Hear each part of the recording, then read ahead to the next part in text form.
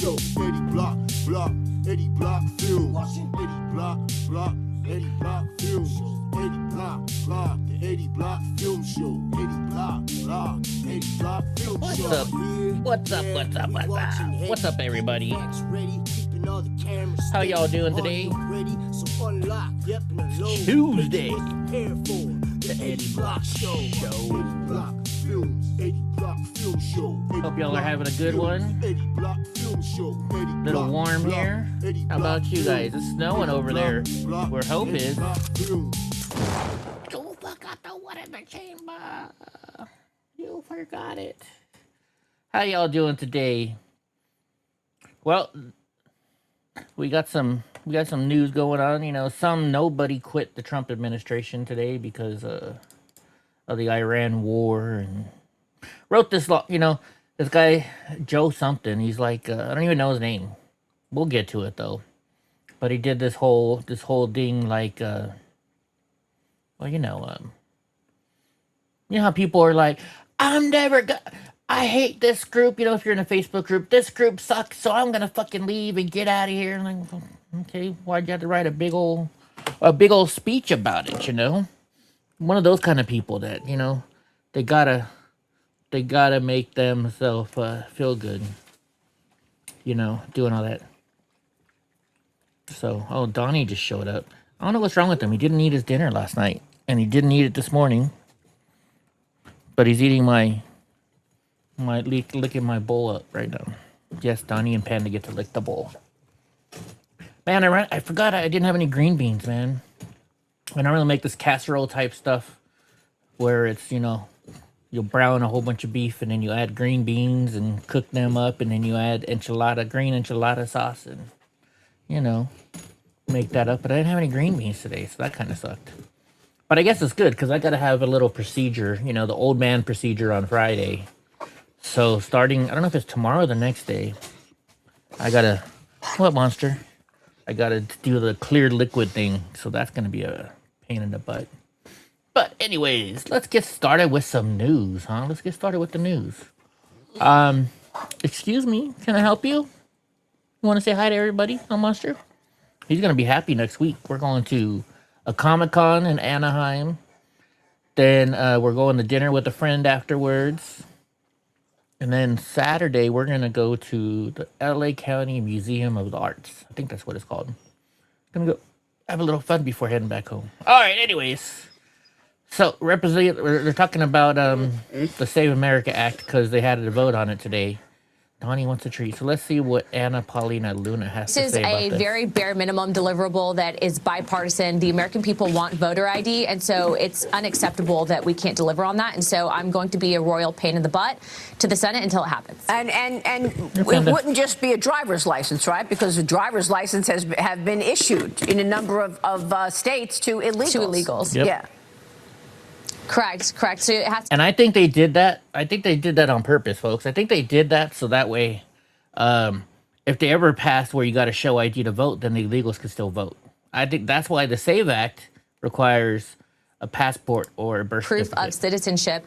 And it's also crazy, Maria, because when you actually hear the debate from Democrats on this, they're saying that, you know, minority women and, you know, minorities as a whole and veterans can't get these proof of identification in order to vote. Look, I check all three boxes. I have had no issues getting, you know, proof of citizenship to vote. And so we're definitely excited to take on these arguments in Washington. One viewer wrote to me yesterday. She said, Maria, people need to understand that you have the proof of citizenship once. You get your birth certificate, and then you get a voter ID card. Then you're in the city. You're in the system, rather, as far as being, you know, okay to vote, a citizen. So it's not like you're going to go through all of this all the time. It's just crazy. Yeah. Congressman, thank you. We'll be watching your work on this. Anna Paulina Luna, thank you so much. We'll be right. You know, this whole entire thing is such a freaking joke, right? I mean, they say, oh, well, you know, married women, you know, their birth certificate's got to match their ID or else, you know. Well, you know, it's not that hard to go. I mean, yeah, so what? They're going to have to go get a passport, right? But you either got to have a real ID or a pass. You're supposed, in order to go into any federal building nowadays, you're supposed to have a real ID or a passport. And don't get me wrong, I don't have a real ID. I ain't going to go get that shit. I will get a passport. I will get a passport. So, but I want to go travel one day. Sorry.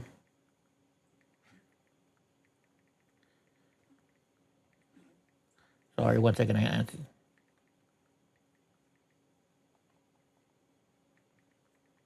One second.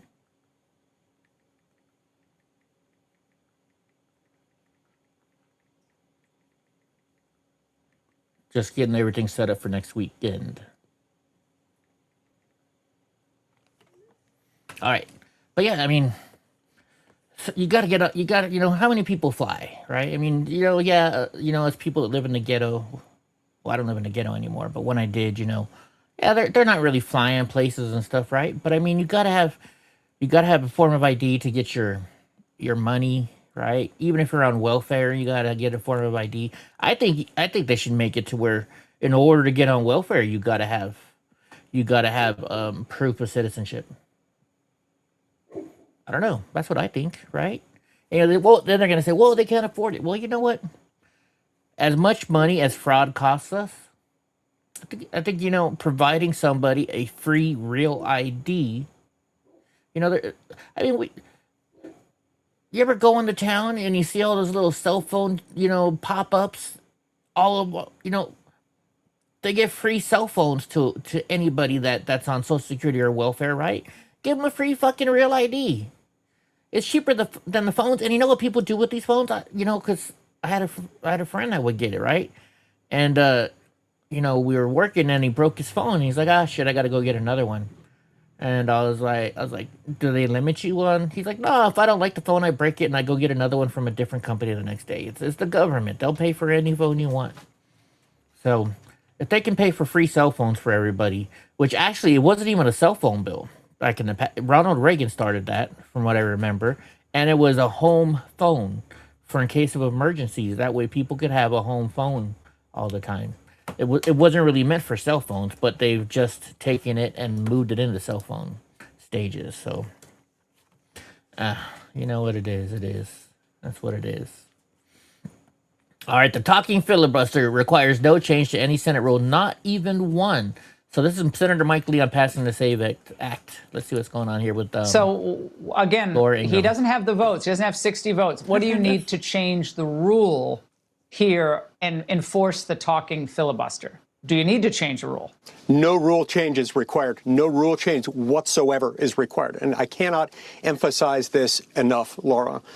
This is entirely within the Senate rules. In fact, this has been something that has been part of the Senate's culture since 1789, since the moment the Senate was created and it sprang into existence. This is something that we can do without changing a single rule or a single precedent. And it's something that we must do in this instance. Look, the zombie filibuster, as I refer to it, is the filibuster that we allow, that allows people to have the benefits of the filibuster without doing anything. They can be asleep. They can be at a bar. They can be on some Caribbean island drinking drinks with umbrellas in them. But that is not a procedure that we ought to allow here. Not on this bill. Not where the fate of the republic is on the line. Well, not where the will and wish of 85% of the American people are aligned with this. We've got to do it. Now, as of last week, I don't doubt that he had doubts about his support for the talking filibuster. It's still not too late. We can still do it, and we must do it. Right? Not only that, I mean, I don't like this idea of how that, the zombie filibuster. There's a lot of things I don't like about, stuff like that. Like, so we have these issue bills, right? They're like 10,000 pages long. Nobody reads the whole thing. I mean, yeah, they might have their, staffers or whatever read it. But I think it should be single bills. Always, I think every bill should be a single issue bill. And that takes up too much time. Well, I'd rather have a single issue bill so I know exactly what's going on in that bill than them slipping in a whole bunch of shit that they slip by. And you think, oh, the Republicans missed that. The Republicans don't miss it. The Republicans just pass it because, you know, it's kind of a workaround, you know, oh, you do this for me, I'll do this for you kind of deal, right? So no, it's not like that at all. And I think, you know, every bill should be read on the floor then. And during the debates, if you are not in the building during the debates, in the actual hall of Congress, or, you know, wherever they do their stuff, then I don't think you should be able to vote, because you didn't hear all the debates. I think you should be there to hear all the debates to be able to vote. No proxy votes. No, I'm voting for, you know, Senator this or Congressman this. You know, no, none of that shit. We pay you to go be there. Be there. Right? But it's never going to change now, because the people, you know, and the people, it's so rough to me that the people who vote on what they're doing, or, you know, what their job is, are the people that vote on, you know, what Senate does and what Congress does, is the Senate and Congress themselves. They want to give themselves a pay raise, they can vote to give themselves a pay raise. What kind of business runs like that? Anyways, it's just insane how it works. All right, President Trump has just now announced he's withholding the endorsement from any Republican senator who votes against the Save America Act. Well, Murkowski's out, and somebody else voted against. Didn't vote. So it's I can't make it blow it up this way. Okay, the Save America Act is one of the most important and consequential pieces of legislation in the history of Congress and America itself. No more rigged elections, voter ID, proof of citizenship, no rigged mail-in voting. We're the only country in the world that allows this. No men and women's sports, no transgender mutilization of our children. 90% to 99% issues all. Only sick, demented, or deranged people in the House or Senate could vote against the Save America Act. If they do, each one of these points separately will be used against the user in his or her political campaign for office. A guaranteed loss. Get your senators, Republicans, or Democrats to vote yes on the Save America Act. I will never, ever endorse anyone who votes against Save America. Thank you for your attention to this matter. President Donald J. Trump. Murkowski in Alaska, she voted no. And the other person, well, we'll get to it. They voted no vote. Or they didn't vote. It's a video, okay. So Justin, Assistant Attorney General Harmeet Dillon confirms that the Department of Justice is full throttle, purging state voter rolls of illegal and ineligible voters. Good, we need this. Let's see what she's saying. Prior administrations, particularly Democrat administrations, have actually sued states that have tried to clean up their voter rolls voluntarily. I mean, Georgia had I think, shambolic election in 2020, and as a result of that, they passed some legislation to clean up their act. And then, of course, what did Merrick Garland do? He went and sued them over that to punish them for cleaning it up. And so states get it on both sides, and I get why some of them feel whiplash, because in the past, if they tried to take people off the voter rolls because they were dead or hadn't voted for a number of years or maybe had moved, they got punished by the DOJ. And now the DOJ is simply trying to follow the letter of the law and help states do that and make sure that, particularly in this age of ballots being sent en masse through the mails in many jurisdictions, some states vote entirely by mail today, which, you know, maybe they're rural or what have you. I think that's problematic. And it's especially problematic when you don't have perfect or near perfect voter rolls. And so every citizen is entitled to know that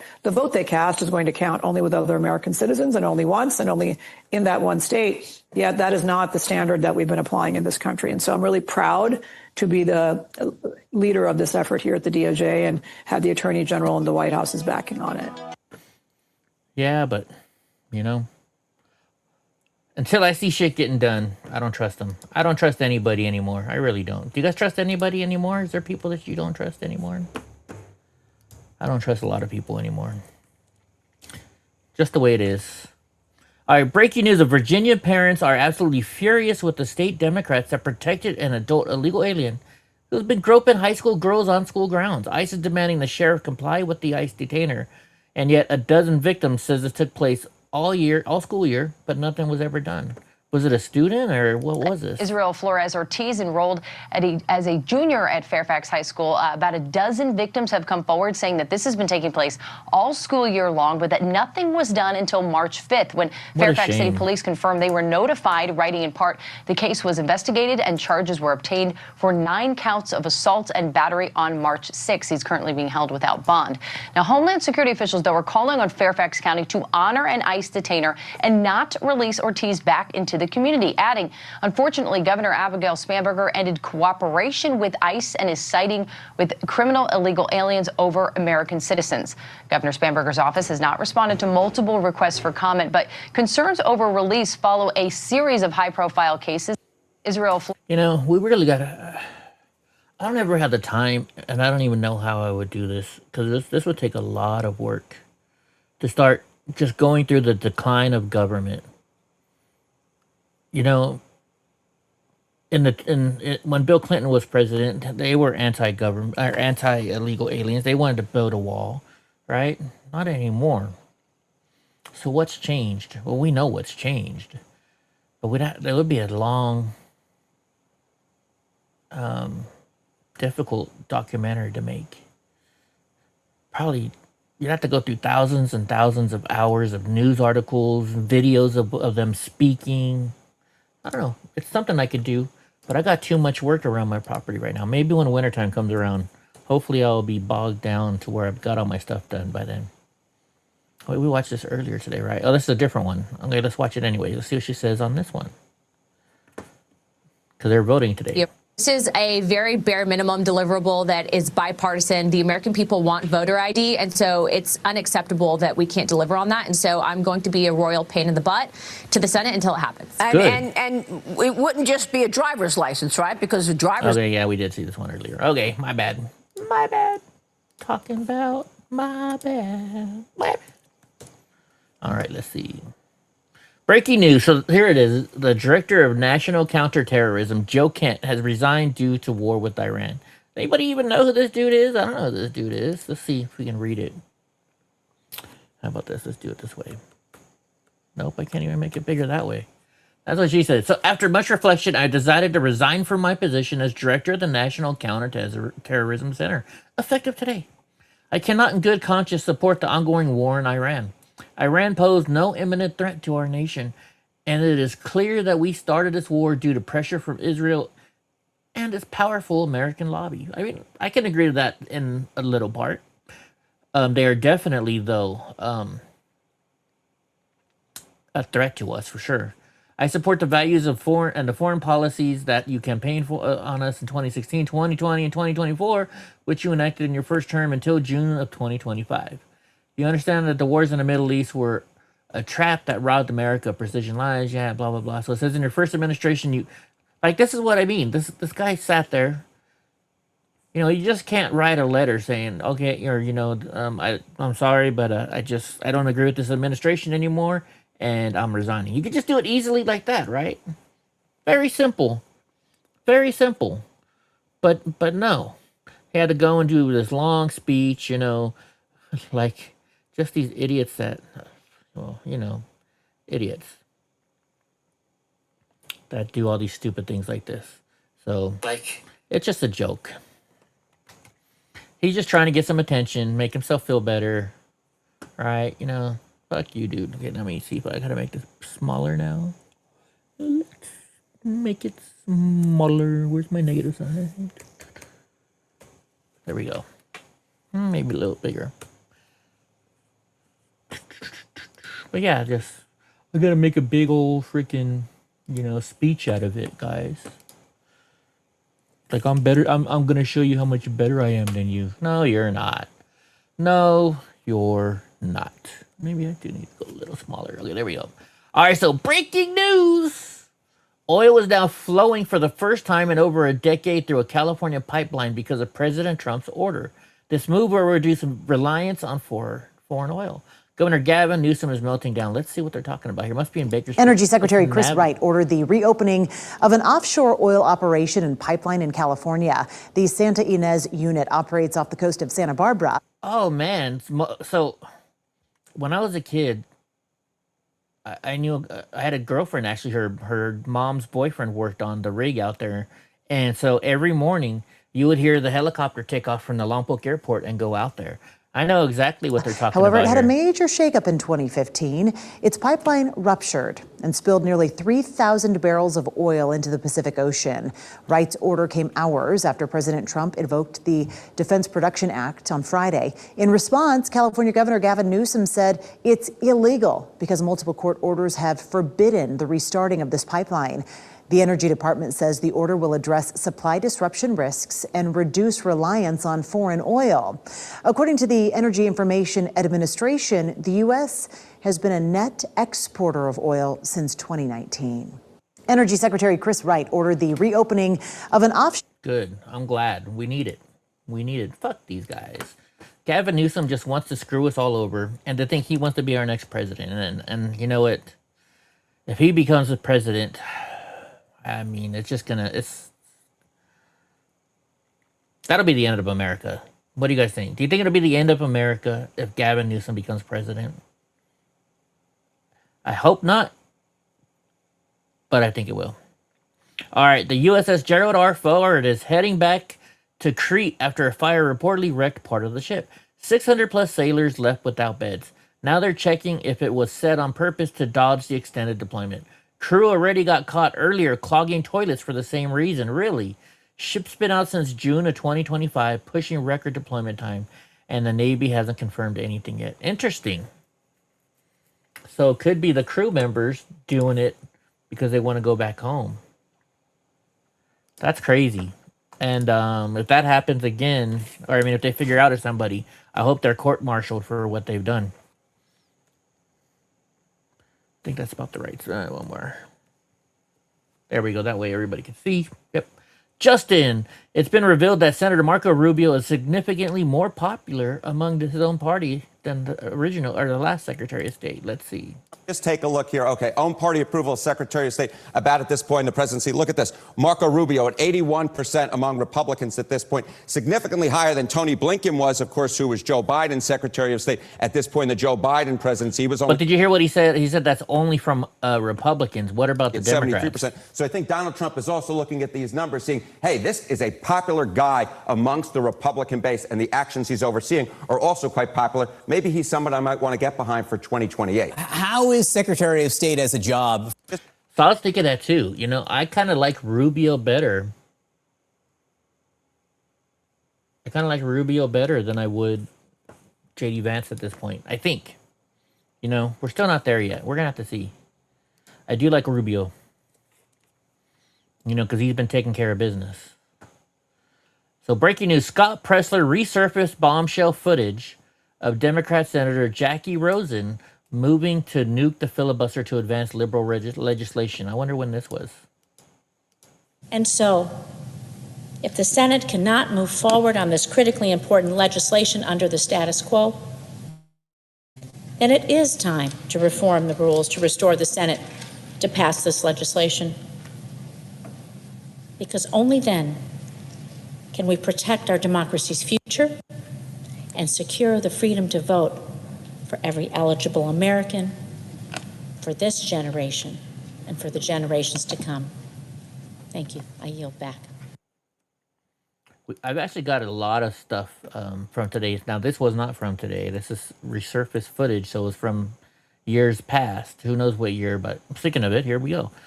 Senator Majority Leader John Thune just went full force in favor of President Trump's proposal to block gender mutilations against 12-year-olds. Well, that's an easy one, right? Well, not for Democrats, though. For us Republicans, it's an easy one. Age 12 to 18. Can you imagine that, Mr. President? Can you imagine allowing a child not yet out of middle school to receive a medical procedure that will result in permanent mutilation of part of her body? Disgusting is what it is. This madness has to end. Multiple European countries have acted to rein in gender transition procedures for minors, and so have a number of U.S. states. The Save America Act would extend protection from these procedures to all children, whatever state they live in. Common sense measures, Mr. President. Require proof of citizenship to register to vote. Require a photo ID at the polls. Protect women's sports from being hijacked by biological males. All good. Protect teenagers from life-altering, irreversible gender transition procedures. I mean, I don't get how they can even do this. You know, to the kids. They're kids, right? We don't let them vote till they're 18 because they don't have the intelligence enough yet. We don't let them drink until they're 21 because of the same reason. We don't let them, you know, smoke until then. What's up, Gavin? Is it summer in Bass Lake too? 90 degrees there where you're at right now? Let me see. It's definitely hot today. Like I have the I should remember because my stepdad's 91 and he always wants to tell me that what the temperature is going to be. So today is 83. 83 today. 83 is where we're at right now. Not, but that's normal for us compared to you because, well, it's cooler up here where I'm at. All right, lacking in basic education, reasoning, and logic. That's what a liberal stands for. Interesting. And there's a good-looking girl telling us. Let's see. Let's look at the word liberal as an acronym. Lacking in basic education, reasoning, and logic.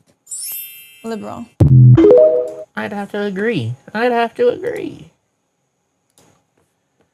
How's it going there, Gavin? Other than being hot up in your part of the woods.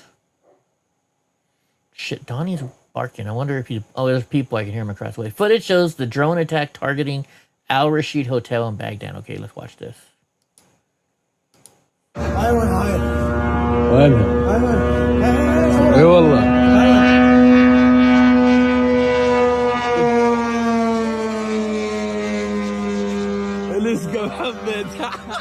That sounds pretty loud.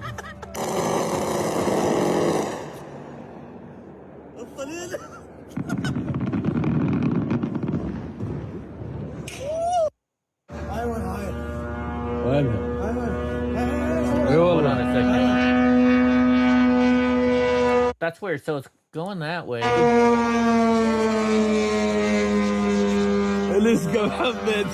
then you see the fire going. It's going that way. So I wonder if they hit it or not. I wonder if they hit it though. Uh-oh. Is this going to be the same one? I haven't been using my... whatchamacallit. Yep, that's the same one. And by the way, we're going to be done for the rest of the week because I get to have a procedure on Friday for us old people we got to get. So I got to drink clear liquids and drink some stuff. And I'm not going to be in too good of a mood to sit in a chair and do this stuff. All right, reminder, Schumer and the Democrats attempted to nuke the filibuster in 2022. Let's see what they're saying here. Let's begin here with this attempt by Senate Democrats to advance this landmark voting rights bill, which, we expected, and it did, fail yesterday on the Senate floor. Their efforts to pass a filibuster rule change was shut down by 52 votes to 48 last night. Democrats Joe Manchin, Kyrsten Sinema joined 50 Republicans in rejecting the rule change. Earlier on CBS Morning, the Vice President of the United States, Kamala Harris, spoke with Gayle King about the next move for the White House. Well, what we will do is we will keep fighting to get the legislation passed because that is critical. So we are not giving up on that. And then it is a matter of continuing to do the work of executive orders, doing the work through the Department of Justice, which has been litigating these cases in the various states because we believe that they are a violation of... Shut the fuck up. Shut the fuck up. And what I mean by that fire that we were talking about, the shooting, that was in the last video, that was to take the drone down. Okay, Justin from President Trump, we did not need help from anyone else. So it says the United States has been informed by most of our NATO allies that they don't want to get involved with our military operation against the terrorist regime of Iran in the Middle East. This, despite the fact that almost every country strongly agreed that what we are doing and that Iran cannot in any way, shape, or form be allowed to have a nuclear weapon. I am not surprised by their action. However, because I always considered NATO, where we spend hundreds of billions of dollars per year protecting these same countries, to be a one-way street. We will protect them, but they do nothing for us in particular in the time of need. So fortunately, we have decimated Iran's military. Their navy is gone. Their air force is gone. Their anti-aircraft and radar is gone, and perhaps most importantly, their leaders at a virtually every single level are gone, never to threaten us, our Middle Eastern allies, or the world. Again. Because of that fact, we have had so much military success, we no longer need or desire the NATO countries' assistance. We never did. Japan, Australia, or Korea, likewise. In fact, speaking as President of the United States of America, by far the most powerful country anywhere in the world, we do not need the help of anyone, in big, bold letters. Thank you for your attention on this matter, President Donald J. Trump. Sounds to me like he wants to get out of NATO, which don't we all? You know, I don't understand why we're in NATO. Right? What do they do for us but take our money?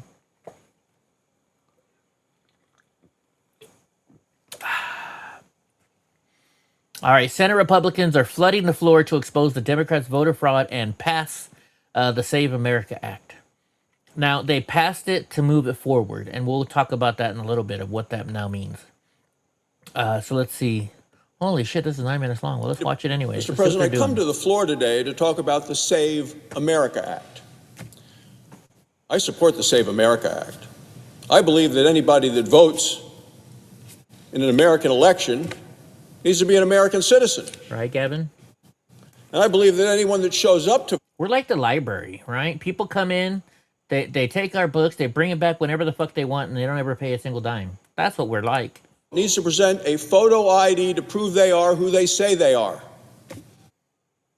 Free and fair elections are the foundation of our nation. 250th anniversary this year of our founding.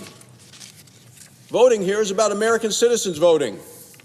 And without strong protections, this foundation of 250 years will crumble.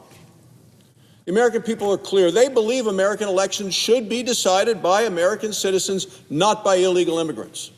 Yep. Listen to the Democrats talk. They think it's fine. Let any illegal immigrant vote. We hear from the minority leader yesterday in terms of what we want to do to protect the rights of American citizens, to make sure the elections are free and fair. When illegal immigrants vote, the voice of American citizens is undermined. The fact is, Joe Biden's open border policies undermined elections in this country. Under Joe Biden and the Democrats, over 10 million illegal immigrants flooded into our country. Communities all across the state. And now Democrats want to make it possible for illegal immigrants to decide the outcome of elections in this nation. Aliens. Democrats are once again prioritizing illegal immigrants and illegal immigrant criminals over American citizens.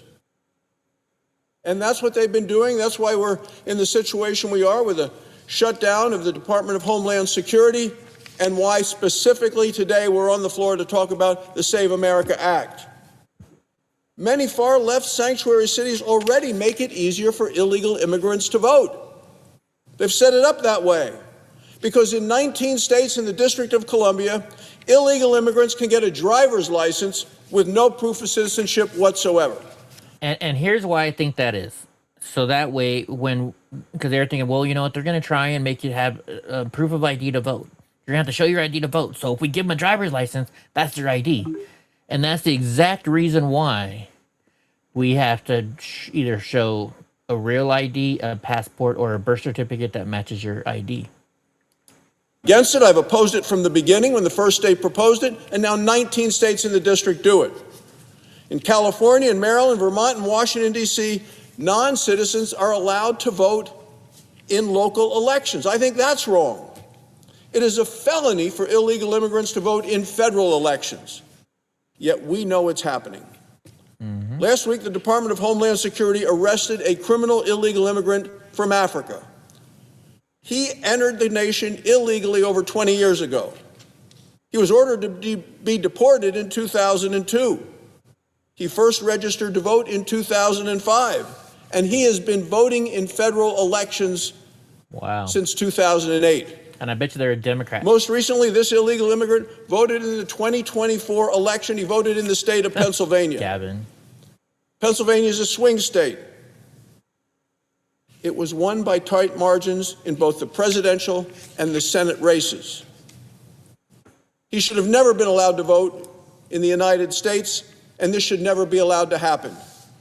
Now, the Save America Act protects the vote of every single American citizen. What it says is simple. If you want to vote in the United States of America, you need to be a citizen of the United States of America. And you need to show a photo ID at the poll in order to vote.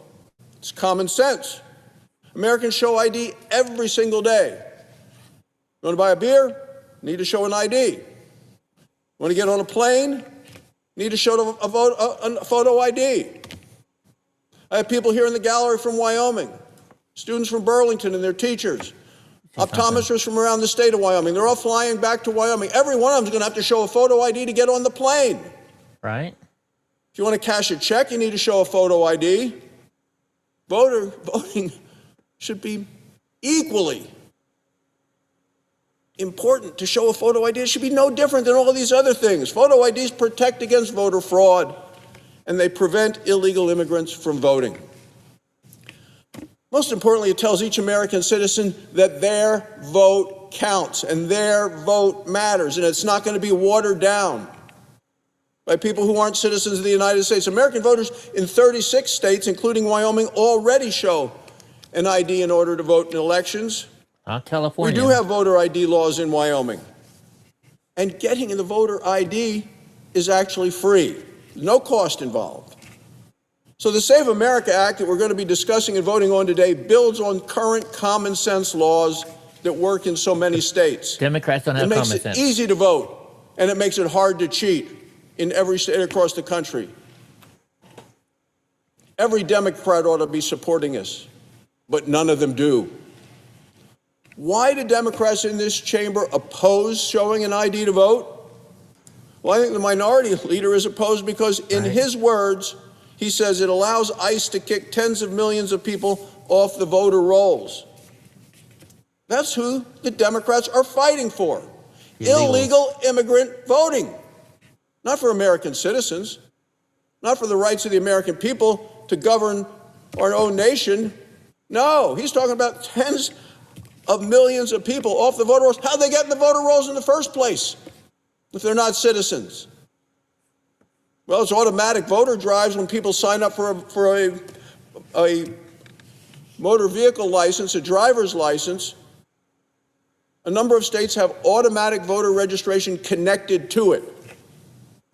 So you get a license, even if you're illegal, you can be signed up to vote. And certain states are in the process of having to try to figure out how they went wrong and what they need to do to correct it in federal offices. Should have never done it in the first place. Oregon State's in the middle of it right now. But if it's true that that there are tens of millions of people on the voter rolls that Chuck Schumer talked about that ICE would remove because they're not citizens on the voter rolls. Billions? We don't even have a billion people in America. Let's check you that dumb. If that's the case, this situation is much worse than most Americans fear. What we hear from the minority leader saying that this is Jim Crow 2.0, that's fear-mongering, and he knows it. One of our Democrat colleagues will be on this floor later today from the state of Georgia. He requires anybody that wants to show up at one of his campaign rallies to show a photo ID to get in. Apparently you need to get a photo ID to get into a Georgia campaign rally for a Democrat, and he doesn't want you to have to show one to vote. I guess he doesn't want illegal immigrants at his rallies, but it's okay if they vote for him. It's funny astonishing. How that works, right? Why do Democrats support showing a photo ID to attend a political rally and oppose it to vote in an election? Look, what's clear to all of us is that Democrats oppose elections that limit participations to just American citizens. They don't like that idea. And they're likely to line up one after another today to vote to say, nope, don't check the ID of a photo with a photo on it in order to vote, because we want to cram as many people as we can with their ballots into the ballot box to be counted, no matter where they're from. Democrats said the same thing after the state of Georgia enacted voter ID laws in 2021. What were the results? Well, more people actually voted, not fewer. Turnout hit record lows. The lines moved faster than ever before. The Democrats say it was an impediment. Voter ID is important. Democrats' voter suppression lies have been thoroughly debunked time and time again, yet they continue to repeat them. Voter ID and citizenship proof are safeguards for our elections. They are not restrictions. The Save America Act is how we make elections safe, secure, and a true reflection of the American people. Every American should desire that American elections be decided by American citizens. Who wouldn't? Well, somebody that wants to load up the ballots with people who may vote for them, whether they're citizens or not. Every member of the Senate should support the Save America Act. By opposing this bill, Mr. President, Democrats are once again putting illegal immigrants ahead of American voters, and Republicans are going to make sure that every voter in America and every citizen voter in America knows which side of that issue people stand on, photo ID and citizenship or not. The Republicans are here to say it's important that only citizens vote and people prove who they are by showing a photo ID when they go to the ballot box. And what's wrong with that? What's wrong with that? Yeah, Chucky's definitely pretty stupid, Gavin, right? Chucky's definitely pretty dumb.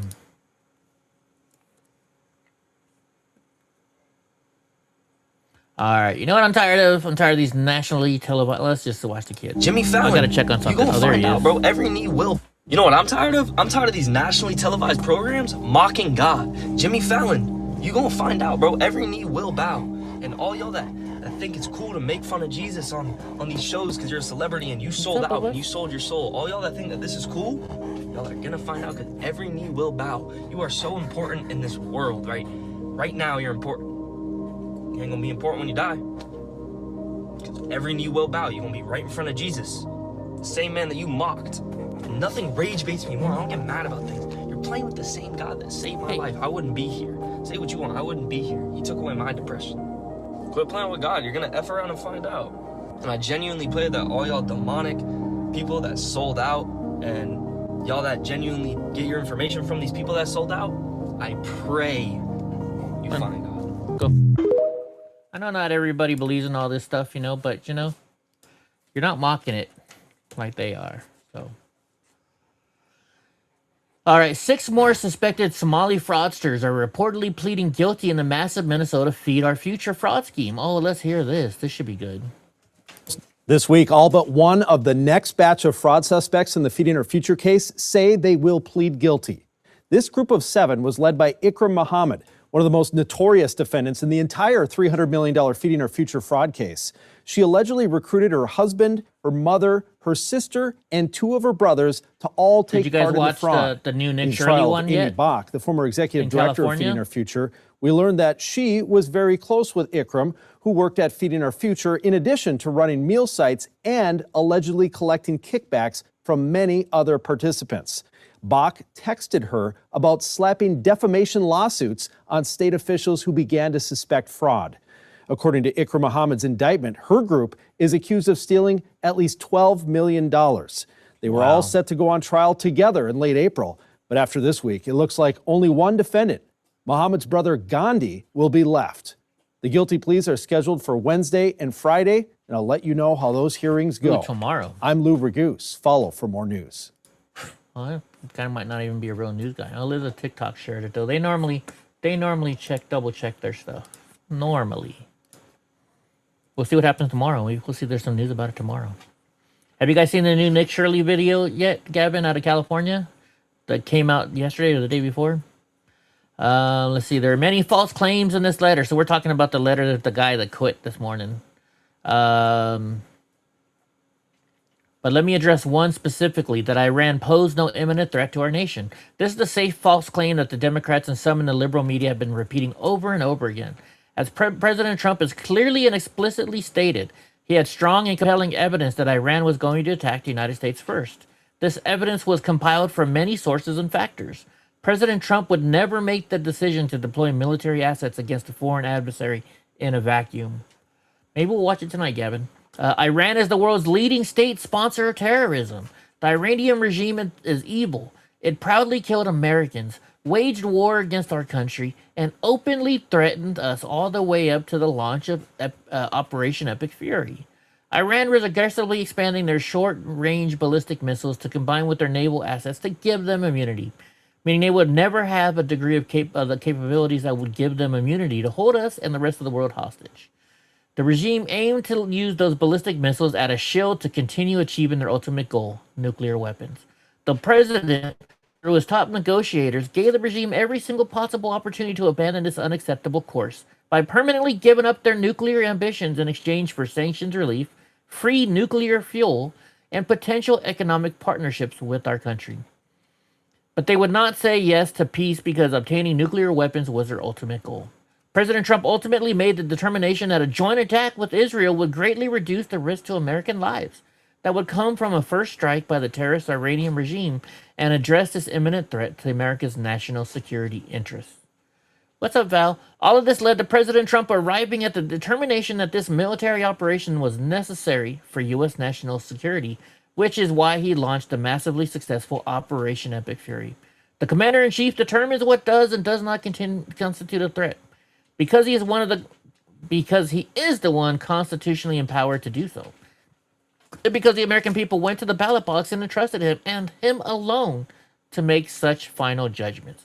And finally, the absurd allegation that President Trump made this decision based on the influence of others, even foreign countries, is both insulting and laughable. President Trump has been remarkably consistent and has said for decades that Iran can never possess a nuclear weapon. And we can all agree on that one, I would think. As for someone who actually witnesses President Trump's decision-making process on a daily basis, I can attest to the fact that he is always looking to do what's in the best interest of the United States of America, period. We can't say that for the Democrats, especially Sleepy Joe Biden and Kamala Harris. So get this, an illegal alien screams and complains that the Leavenworth City, Kansas Council approved an ICE detention center nearby. Let's listen to this. I am undocumented and unafraid to know that only 15 minutes away from where I lay my head at night, I could be locked up in a cell against my will. That I could face abuse, neglect, or even be raped is a horrifying reality. Now, why do you have to read that? That's my question. Why does she have to read that? If you're worried about it, shouldn't you be able to just say that on stage? Why does somebody have to write a speech for you? And number two, you're openly going out and saying you're an illegal alien? Well, I hope they fucking go get you. Go get her. Find out her name. And, arrest her. But she's not going to be raped in jail. You're more likely to be raped by an illegal alien on the streets of America than you are to be by ICE agents or police. Come on. I'm not saying it doesn't ever happen, because you know what? There are bad people in every group. But let's be real here. All right, Representative Tom Emmer introduced the SCAM Act, which allows for the denaturalization and deportation of individuals who commit felonies in connection with terrorist groups. Ooh, oh my gosh. Who do you think they're going after with this? Ilhan Omar, if they catch out that she was part of the fraud scams going on in Minnesota. Oh yeah, they're going to denaturalize her, and guess what that means? She's not a congresswoman anymore, like she even isn't now anyways. And as far as these naturalized domestic terror attacks, this is why Senator Eric Schmidt and I introduced the SCAM Act about a month ago, a little bit more. The laws about denaturalizing people who have come to this country a little too steep. If you have committed a felony or if you have acted in concert with an international terrorist group, we should be able to denaturalize you and ship you back to where you came from, Maria. These are things that currently are not available to us, and it's something that we need to get done. And as far I'm Eddie Block, and I approve this message. All right. Don't you approve it? I do. Get all the fraudsters. I hate scammers and fraudsters. I really do. You know, I'm pretty good at weeding out the scams and the fraudsters, but I've been taken. Gavin says she's praying for her Chan is so good that cops won't be able to help themselves from getting some by force. I don't know. All right, Senator Marco Rubio is actively talking to communist Cuba, says President Trump. So let's see what they're talking about. Mr. President. Well, Cuba right now is in very bad shape. They're talking to Marco, and we'll be doing something with Cuba very soon. Mr. President. We're really focused on this, but we're dealing with Cuba. Marco, do you want to say? Oh, man, I should have watched that beforehand because I could have had a, I'm Cuban, B. Hold on. Cuban, B. From a Half-Baked. Is it going to do it?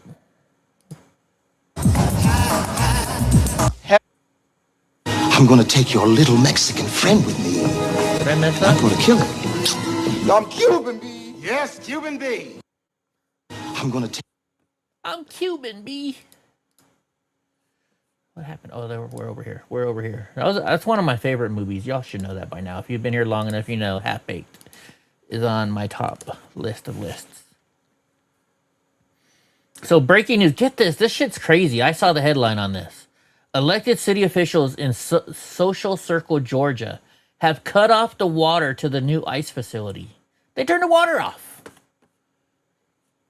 Like, no joke. All right, Diamante, thanks for that. Leaders in Social Circle continue to fight against an incoming immigration and customs facility that was recently purchased by the Department of Homeland Security. The city's manager, Eric Taylor, telling Atlanta News First that water to the warehouse purchased by DHS along East Hightower Trail has been cut off.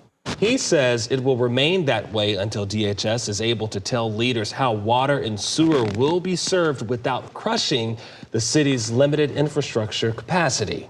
The facility is... Okay, real quick. So this is bullshit. This is all bullshit. Because, you know, they do that before they even allow you to build the building. Before you can even build this building, you have to prove all of that stuff and how you're going to handle those measures. Right, Gavin? Gavin knows. He's in construction. They could have never even built this building if they didn't have a plan for that stuff. This is just them trying to mess with ICE. To house up to 10,000 people, which would be double the population of Social Circle. And Social Circle is one of 2 cities in Georgia where the agency plans to build inmate detention centers. The other would be in Oakwood. That's in Hall County. What a freaking joke. Freaking Democrats. Freaking Democrats. Everything they can do. All right, let's see. President Trump says he's thinking about leaving NATO. Good. Are you rethinking the United States' relationship with NATO, possibly getting out? Well, I'm disappointed in NATO that we spend trillions of dollars on NATO. Think of it, trillions over the years, many trillions of dollars. It's one of the reasons we have deficits and we help other countries. And when they don't help us, I mean, it's certainly something that we should think about. I don't need Congress for that decision. As you probably know, I can make that decision myself. I'd work with some very smart people. And I'd always deal with Congress anyway, but I don't need Congress for that decision. But, you know, when you say rethink, I have nothing currently in mind, but I will say that I'm not exactly thrilled when we help them with Ukraine. Look, Ukraine would have been over in one day if we didn't help. Frankly, Ukraine would have been over in the first day. They had the best equipment in the world. It was our equipment given by Sleepy Joe Biden. No charge, no charge. Hundreds of billions of dollars of the best equipment in the world, no charge. I will say that. Yeah, we're never going to get paid back for that. We're never going to get that money back. All right, Senator Jim Banks, a Republican from Indiana, is going to bat for the Save America Act on the Senate floor. Let's see what he's saying down there. Down there. Mr. President, there are some things in the world that are so obvious that there's really no use in debating them. There are things in this world that are really, quote, go without saying. And voter ID laws are one of those things. Voter ID laws are so obvious, they're so common sense, that it's shocking that we're even having a debate on the floor of the United States Senate this week about it. It's hard to see that there are even two sides to this issue, unless, of course, you believe that it really is okay for illegal immigrants to vote in our elections. But how is that even a debate? The Constitution is very clear that only citizens of the United States of America are eligible to vote in our elections. So that debate is already settled. Indiana already has voter ID laws. Hoosiers have to show an ID when they show up to vote on Election Day, and they have to prove that they are who they say they are when they register to vote in the first place. Good. But it's not fair to Hoosiers when other states don't require voter ID. It's not fair to law-abiding Americans throughout the country because when we allow non-citizens to vote in our federal elections, we dilute the power of the American voter. And that should never be allowed to happen in the United States of America. Nope. American elections are for Americans, period. America. Even with voter ID laws, there are still illegals who show up and try to vote. In fact, our Secretary of State in Indiana, Diego Morales, just audited our voter rolls in our state to find every non-citizen that voted in our elections to clean up the process. And he actually found some, and the Secretary of State and our Attorney General, Todd Rokita, are prosecuting those voters who voted illegally. So it's obvious that even in a state of Indiana where we take election integrity very seriously, that we need to do more to protect our elections. And the Save America Act, Mr. President, goes a long way to doing that. Sure does. It's also obvious that we need to pass the Save America Act for very practical reasons, to have voter ID nationwide in federal elections. Under Joe Biden, illegal immigrants invaded and flooded into our country, tens of millions of them. Joe Biden and the Democrats allowed this invasion to happen. Democrats defended the flood of... All right, that's enough of that. He's just going to say the same stuff over and over again. But I thought all the Indiana senators were rhinos. Or is that just their state people? So John Thune responds to Senator Mike Lee for calling GOP senators to be voted out of office if they don't vote for the SAFE Act. Let's see what they say. He has suggested that Republicans who don't support a talking filibuster to pass this should be replaced or primaried. What's your response to him, and what do you make of his tactics around this bill? Well, again, I'm always, I prefer to have our fights with Democrats. I'm always someone who believes that it's far better for us to have a majority in the United States Senate and to have a majority. There are certain places where you don't, the same Republican in Arkansas, for example, is not going to be the same as a Republican in Maine or someplace in New England. So obviously we're not going to agree on every issue, but I think on the core issues, you kind of come back to the Reagan doctrine and recognize that somebody is with you 80 or 90% of the time. I think most of our colleagues vote with the president north of 90% of the time. Are allies. And so we may not agree on everything, but I'm way more in favor of ensuring that we have Republicans holding these seats in the United States Senate than handing them to Democrats. Yep. Well, you're acting like a Democrat, so I don't know. It doesn't even really seem the same, right? I think I messed up and I got the same one. Yep. Oh, wait, no. Here's another senator, same spot. 10 million illegal immigrants flooded into our country while Joe Biden was president and the Democrats were in charge in the United States Senate and House. And now the Democrats want those same illegal immigrants to have an impact on the elections in the United States. I believe only citizens of the United States should be allowed to vote in American elections, and I believe you should have to present a photo identification card in order to vote. It's common sense. You need to present a photo ID to buy a beer, to board a plane, and to do so many other things that are part of American life. Why not to vote? And the great number of American people agree completely with this, that you should have to have a photo ID and be a citizen in order to vote. Right. The Save America Act is the best way to secure We got and trouble. safely provide elections that represent the viewpoints of the American people. And yet the Democrats in this chamber are going to come to the floor, and each and every one of them is going to stand with the far left, the extreme members of their party who oppose voter identification with a photo ID. We're going to put every one of them on the record so that everyone in America knows that Republicans support voter ID and Democrats are the party of open borders and illegal voters. Leader Thune? Senator Campbell. I'm sorry. Okay. That's right.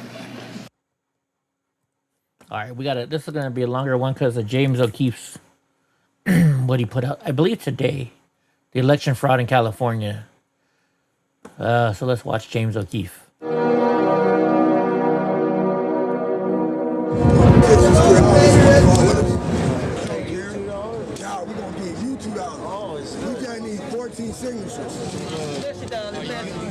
The petitioner Wait a minute, $2 for fake signature?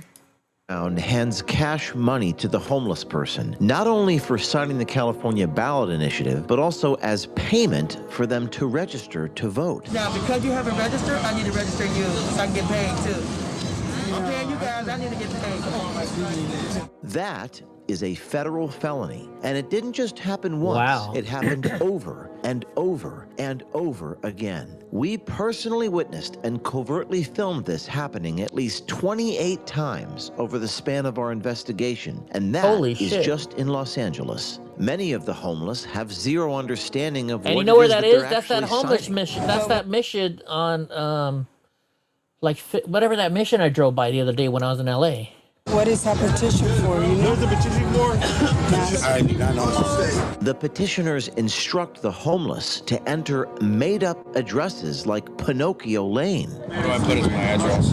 Yeah, just put you live on Pinocchio Lane. Oh, you can just take it out. Oh, good. And all of this occurring just outside the front doors of shelters and NGOs such as Weingart Center, which have received hundreds of millions of dollars in government money. One Weingart employee tells us when and where to find the illegal cash exchanges for signatures outside, and says the cash being given out is coming from a higher source. Do you know if they provide the money that they're handing out?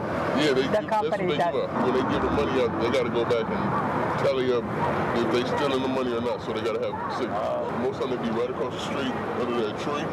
You can check with them Monday through Friday. While another Weingart employee advises the homeless on how to practice plausible deniability and ignorance of the law. See, they say ignorance is not excuse for the law, but a lot of times I have to say I didn't know. I had no idea. Oh, that would be what he should say. He should say. Yeah. The petitioners orchestrate an elaborate pyramid scheme of unregistered petition circulators. If I were to hire you, you would be under me. Yes. I'm under my son, I'm under him, and you're under me. So it's like a pyramid game, and really, I don't need you, you need me. I don't need you. One of the petitioners threatens to attack one of our journalists. Go down the street, bro, before we move you down the street. I'll knock you out looking right at me. Bro, why are you trying to be like that, bro? Say I won't knock your ass out. Bitch ass nigga, don't come over here again. I'm gonna beat your ass. And an employee of the Los Angeles Homeless Services Authority records not the fraud, but the people exposing it. That you okay? Why you telling me? Why you with the LAPD? You know it's a crime to say you're with the police when you're not. No, I'm not with the LAPD. Well, that's what you just said 2 minutes ago. Why did you lie? As the NGOs Wow, that's pretended to against be the the law big police time. in order to intimidate us, I began to wonder whether we're still Oh, did ya? living in America. The Department of Justice has been sent these tapes of election I know fraud, that cash the screen exchange door, for that's voter why I noticed registration it. happening in broad daylight, and we have informed the Department of Justice there are more tapes coming. There will be a new tape dropping every day until someone is arrested or indicted. George Wow. Washington said the administration of Have to watch for justice him is every day. supposed to be the firmest pillar of government. But if democracy is for sale and there is no Yep. accountability as a result of this video, it doesn't matter who is elected. Our notion of freedom is all just an illusion. Hold on, let's go find that. That should be on when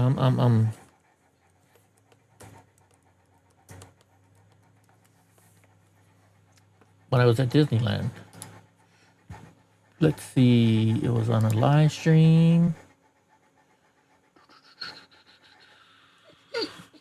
Hey, calm down, Bobus. Let's see. Too far in. He's not even watching, so. Let's see if I can find it.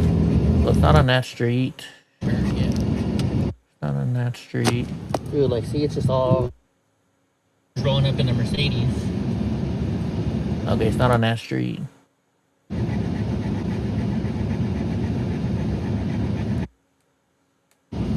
watching it. Yeah, it's gonna be over here. If I think I'm on the right street. It's gonna be over here.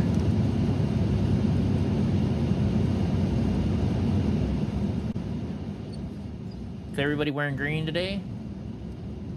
No, it's not on that street. Dang it. What? Oh. Hold on, let me find the right street. Is Eddie Block Films. Like all the way down. Let me see if I can find the right street now. I gotta. I'm gonna go left here. If I go left here, it might be down here.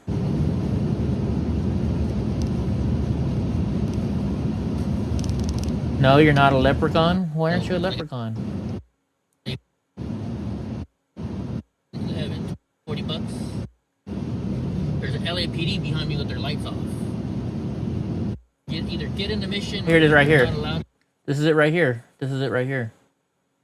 Hold on. Allowed in the mission. I know my windows are dirty. Hope's gonna see the screens. That's what that's where they were. Yeah, the doors are closed. See the screens on the doors? That's exactly where they were, and that's where I was. That's that mission. I know. See that? And all the people standing in line.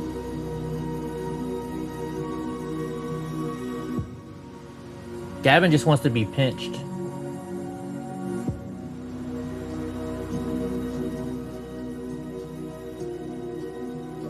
Throughout Los Angeles, especially during protests, there are hundreds of petition circulators and activists canvassing on the street to gather thousands of signatures for various petitions with the objective of getting them onto the voting ballot. We have 13 different statewide petitions. Each one is for a different cause. Now, which organization are you with? I don't know. You don't know? No, I don't know. I don't know what organization I'm with. I have to give them a call. Well, it's going on everywhere, right, Gavin? Populous Inc. is a branch of CO Management Solutions, a campaign consulting firm dedicated to helping important issues make it to the ballot. These political consulting firms receive multi-million-dollar contracts from big businesses such as Uber or Delta Airlines to employ petition circulators and pay them to gather signatures on specific petitions that would benefit their business. These petition circulators are paid per signature, and they're paid surprisingly well. $7 a signature, $7 a signature, $5 a signature, $4 a signature. Okay, I got you. $10 a signature, $10 a signature. That's pretty good money right there. That's very good money. That's big money. That is like, yes. And how much money, like, would you make on it? I make? Yeah. I try to make over $1,000 a day. That's a lot of money. Not only did we find these petitions being pushed on protesters outside That is City a lot of Hall, money. Holy we shit, I also gotta get in found that them being business. promoted to the homeless in the depths of Skid Row. So my team and I dressed up as homeless people and went undercover.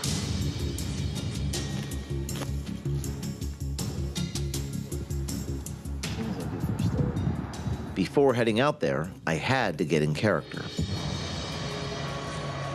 Oh, is he gonna get drunk too? Lot of pictures. Lot of pictures. Lot of pictures. He's overdoing it. He's overdoing it. They're not the picture, I'm the picture.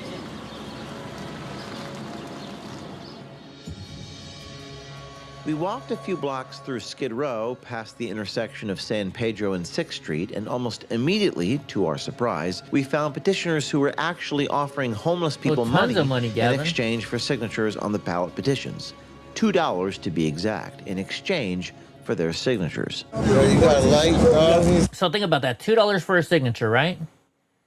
And so they're paying $2, but they're making $7, so that means they're making $5 off of each signature. But I think what they're doing is you get paid $2 to sign all the different forms. Right. You want a cigarette? Bro, you want a cigarette? We're doing petitions to the house. We're doing a petition to the house upstate the park. I don't care. Now we're going to give you $2. Oh, is it? We got need 14 signatures. Oh, what is it for? Save the park, save the streets. Okay, so $2 for 14 signatures. So that means they're making, what are they? 7 was the minimum, 10 was the most, they said, or $5 was the minimum, right? So for 14 signatures, that's 140. That's $70 they make off of one person. They're giving them $2. Minimum. Basically, everything to help save the kids. Guys, who's doing it? We all doing it. What's the name of the group? Save the Kids Foundation. Kids Foundation? Or is it like voting, or is it like everything? Notice the $20 bill pinned to this man's shirt. This is a signal to all nearby homeless people that he is a source of the money. Paying citizens to sign petitions is a violation of California Elections Code 18603, which states, quote, every person who offers or gives money or other valuable consideration to another in exchange for his or her signature on a state, county, municipal, or district initiative, referendum, or recall petition is guilty of a misdemeanor. What? Sign a petition, get a free cigarette. 1 cigarette? Well, I just need 1 signature right here and right here. You get 2 cigarettes. But it wasn't just cash that we saw exchanged for signatures. We also saw the homeless being bribed with cigarettes and even drugs, marijuana. And all of that is considered valuable consideration. And according to the petitioner that we spoke with earlier, it would be a crime just to give out water to anyone who is signing petitions. Now, you don't give people money to sign it. That's illegal. Oh, that's illegal. I can't even hand out water. Really? You can't even hand out water? It's very hot in Los Angeles. Yeah, unfortunately, it's like voter ID, or no, not voter ID. It's voter fraud, they will call it. Voter fraud? Yeah, you're basically enticing somebody, hey, if you sign all these, I'll give you a free water.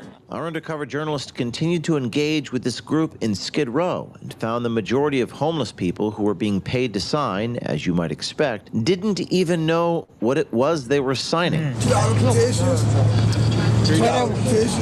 What are we doing? $3 petitions. You're gonna sign 9 papers. What's your signature? And what is date, address, and then after 9, they're gonna give you an additional 1 more to sign. After that 1 more, you get $3. But what is that petition for? You know What's the petition for? we're getting. I do not know. They were also encouraging the homeless to just make up random addresses, such as Pinocchio Lane. What do I put as my address? Yeah, just put you live on Pinocchio Lane. Oh, you can just take it out. oh, good. This woman, named Brenda Brown, acknowledges that if the person signing isn't a registered voter, she won't get paid $7 for the signature. Is this additional money? Yeah, because you haven't registered, I need to register you so I can get paid too. I'm paying you guys, I need to get paid. Brenda Brown also has a stack of voter registration forms so she can get the homeless people to first register to vote. I'm paying you guys, I need to get paid. The petitioner, Brenda Brown, how much you want to bet they get paid also for the voter registration too? then hands cash money to the homeless person, not only for signing the California ballot initiative, but also as payment for them to register to vote. That is a federal felony. 52 U.S.C. 10307. Whoever knowingly or willfully pays or offers to pay or accepts payment for registration to vote shall be fined not more than $10,000 and imprisoned not more than 5 years. You can pay workers to circulate petitions, but you cannot give someone cash money to make them register to vote. You can actually see in the hands of the fraudster a copy of the California voter registration card. And this didn't just happen once. It happened over and over and over and over again. We witnessed it 28 times on video. We spoke to a nearby homeless person who claims the petitioners are scheming and seems to be very aware that they're taking advantage of the homeless population's desperation. They scheming, man. I don't like it. See, I don't care. I turn their ass in because I don't like this stuff. I mean, we out here poor as fuck. Y'all working, you get paid for doing it. And then if you got weed, somebody that like weed, they keep it all of them. Let me get number weed out. Fuck that, I can buy my own weed. One of our journalists must have asked one too many questions, because eventually the petitioner threatened to, quote, move him down the street and proceeded to follow, threatening to, quote, beat his ass. I don't have a California address. Find somebody, one of your homies or something that got one, come bring them to us. If I bring them to you, then I could get a cigarette too, though? You really irritating. But why are you so fucking hostile, This is bro? my petition. This is my petition. It's not even his. You asking the wrong nigga. This is my shit. So you asking the wrong nigga anyway. So if I just start new, I come back and I just tell you. Just go down the street, bro, before we move you down the street. Yeah, it's really like that, bro. I'll knock you out looking right at me. I'll knock you out looking right at me. Bro, why are you trying to be like that, bro? I just want a cigarette. Say I won't knock your ass out. Bitch ass nigga, don't come over here again. I'm gonna beat your ass. Previously, in 2019, 9 individuals were prosecuted by the Los Angeles DA for this exact crime. They were exchanging cigarettes and cash for petition signatures, but none of it was on video, and it wasn't captured to this extent. There were 14 counts, primarily focused around payment for signatures, a violation of that California Elections Code 18603, claiming they had, quote, offered or gave money or other valuable consideration to another in exchange for his or her signature. So we found it particularly ironic that 2 police officers sitting nearby weren't even aware that this was a state or federal crime. Instead, Officer Maravilla of the LAPD dismissed it as a, quote, civil lawsuit. Do you know a lot of these people here that are making homeless sign petitions and paying cash for it? I haven't seen them. I mean, I've seen when they signed some type of paperwork, but I didn't know what they were doing. And I saw them at that, right here at the light over here in the back. Yeah. But I didn't know what it was for. Like maybe like 2 weeks ago, I saw them signing for something, but I didn't know if they were getting like money in exchange or anything. Yeah, I think they're getting like $2-3 from what I observe. Yeah. Is that legal? I mean, if it's non-profit, I mean, they're signing it. It's a consensual. It's more of a civil thing, you know. Like they're not telling them no, and maybe if they promise them something and they don't get it, it would be like a They just don't want to get off their asses and do their job. The law enforcement officers sitting nearby on Skid Row every single day don't know the California laws and plead ignorance. It begs the question, what are they even doing? And directly across the street from all of this is a homeless shelter called the Weingard Center, a, quote, comprehensive human services organization committed to removing barriers that keep people from housing. The 990 tax return shows the Weingard Center received $112 million through various grants in 2022, their latest public return, and that they have over $800 million in net assets. Weingard Center also pays their executives between $400,000 and $600,000 a year. Weingard has been missing their audit deadlines by an alarmingly large and increasing margin, 21 months late last year, with 8 negative findings. An article in LAist states that one of LA's biggest homeless service providers has been awarded over $100 million in taxpayer funds while failing to comply with federal audit mandates. The audits show multiple failures by Weingard Center to properly account for taxpayer money that were not remedied from one year to the next. One of Weingard's primary funding sources is LASA, the Los Angeles Homeless Services Authority. We couldn't help but wonder, what would people that work for LASA say about this voter fraud in Skid Row when directly asked? We attended this special commission meeting to find out. We spoke to Kathy Linga, who says she's seen the people petitioning for money and teaches the prospective fraudster on how to use plausible deniability and to practice ignorance of the law as an excuse. Because I think I want to get him little cash right away. They were giving out cash for him to sign petitions. Okay.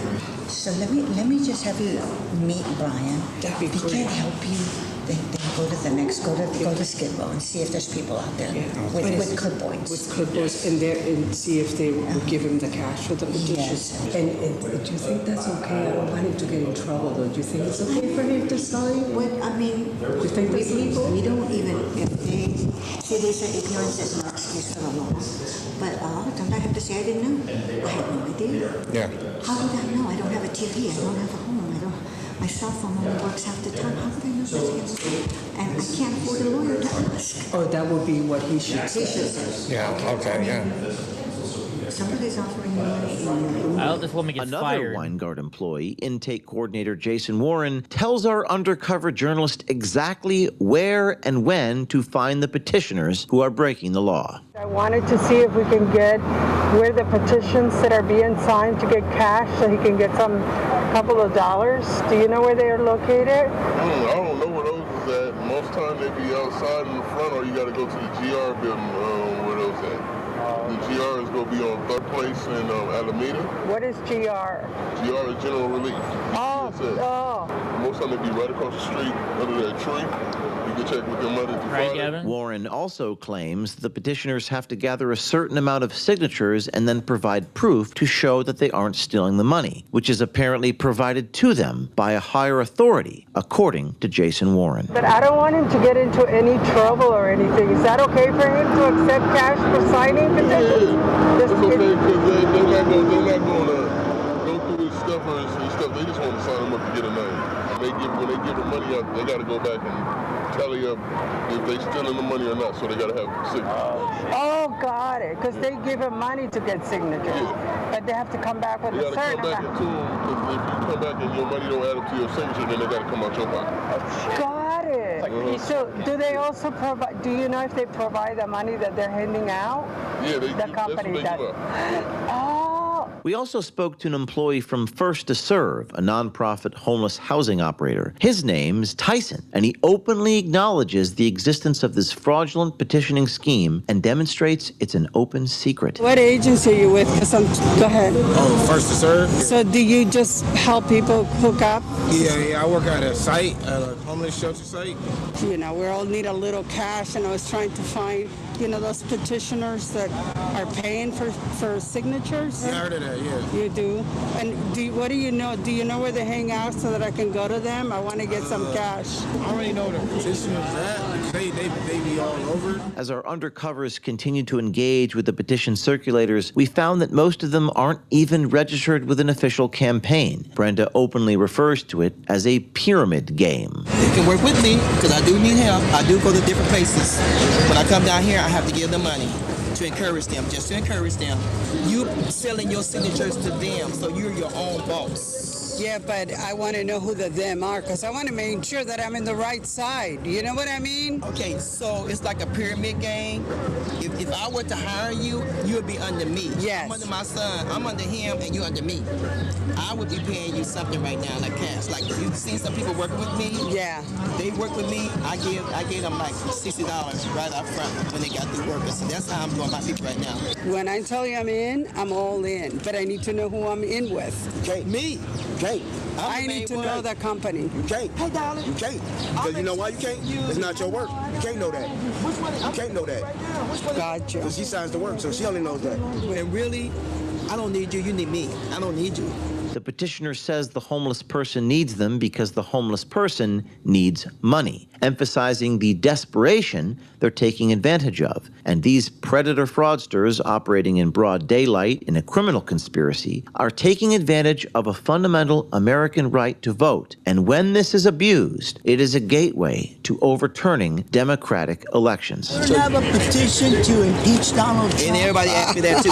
They asked me that, and they asked me here, and they asked me all the stories. That's one of the main things. You would think that the people working in these institutions would record or at least talk about the fraud that they witnessed and that we witnessed. But instead, the people working in the homeless institutions started to record us. That you don't care? Who are you? Why are you filming? Why are you filming us? Who are you? Who are you? Who are you with? Who are you with? Who are you with? Who are you with? Who are you with? Who are you with? I'm with the LAPD. I'm sorry? I'm with the LAPD. You're with the Los Angeles Police? Yeah. Can I see some identification? Yeah. Can I see some identification? Yeah. Can I see yours? This man first falsely identified with the LAPD in order to intimidate me. Under California law, pretending to be a police officer is a misdemeanor. That's California Penal Code 538D. When I informed the man that this was a crime, he quickly backed down and revealed the truth. You know it's a crime to say you're with the police when you're not. So tell me, why did you say that you're in the police? Why did you lie? Who's lying? You just said that you were the LAPD. No, I'm not with the LAPD. Well, that's what you just said 2 minutes ago. I'm with the LAPD. Who are you with? I'm with the homeless outreach. What organization? What organization? What is it called? LASA. He reveals that he's with LASA. That's right, the same LASA, the Los Angeles Homeless Services Authority. What's interesting about that is that LASA is the organization which provides an overwhelming majority of the funding that Weingard Center receives. And LASA is the organization that Weingard has been failing to deliver their audits to. We found it so alarming that people working for these institutions made an effort to intimidate us out of exposing the fraud that is occurring right on their front doorstep. Back at City Hall, we took a closer look at some of these petitions and found that they were pushing some rather deceptive and predatory measures, including a push for a one-time wealth tax on the wealthy, billionaires, being pushed by Suzanne Jimenez, the Chief of Staff for the United Healthcare Workers of the West. We have one that taxes billionaires 5%. So 5% tax on billionaires? One-time tax, 5%, and that's going to go towards healthcare and food service, our food assistance. And should we tax the billionaires more, or will they just leave the state? We should tax them. Tax them. Tax the billionaires. How much fraud is there in the state of California? Order of magnitude. I have millions, hundreds of millions, I can imagine. So should we tax the billionaires or get rid of the fraud? Both. The billionaires say they're going to leave the state. But it's impossible to stop fraud. Would have been happening, right? Don't you think? I guess that's a question about human nature. What are we smoking? We smoking good cannabis from California. California cannabis? California cannabis. They put a lot of taxes on it. I don't know why. Another petition that caught our attention was sponsored by Delta Airlines, United Airlines, and American Hotel and Lodging Association. Top funders, Delta, United, American Hotel. Is this who's funding this? That's who's funding that specific petition. Okay. So each petition is funded by somebody else. So these are the petitioners, and we want to get the signatures as the protesters come into it. There's a lot of people. The city of LA recently raised the minimum wage for airline and hotel workers to $30 an hour, with a raised standard for health benefits by 2028 in anticipation of the 2026 World Cup and the 2028 Summer Olympics. In response, this particular petition that I'm holding seeks to overturn that. This explains why companies like Delta and United would pay millions to circulate such a petition. And we get paid $4 to $7 per signature. That's a lot of money. It is. That's really good money. Yep. That's great money. That's why it's like, I make really good money. I get to push things that I believe in. Yeah. So. As this man told me he gets to, quote, push things that he believes in, I couldn't help but wonder if he was aware that the petition I was currently holding was an endeavor to lower minimum wage for hotel workers who are about to be slammed by the World Cup and Summer Olympics. He just didn't care. We found that the validity of the signatures had been contested with allegations that signature gatherers had, quote, egregious misrepresentation of the content and effect of the referendum petition, even stating that referendum circulators have, quote, repeatedly misrepresented to voters they're signing a referendum to increase the minimum wage, the very opposite of what the referendum would do. We even found some people commenting on social media backing up this accusation. One comment read, 2 separate petitioners lied about their petition said. One of them said, we're trying to get a vote on raising the minimum wage. The second guy said, we're trying to vote to allow the hotel workers $30 an hour. But the petition is for a vote on overturning the already approved raised minimum wage. I even read it to the second guy word for word, and he tried to disagree with what was on his own petition. Misrepresenting the contents of a ballot petition is a violation of another California Elections Code law,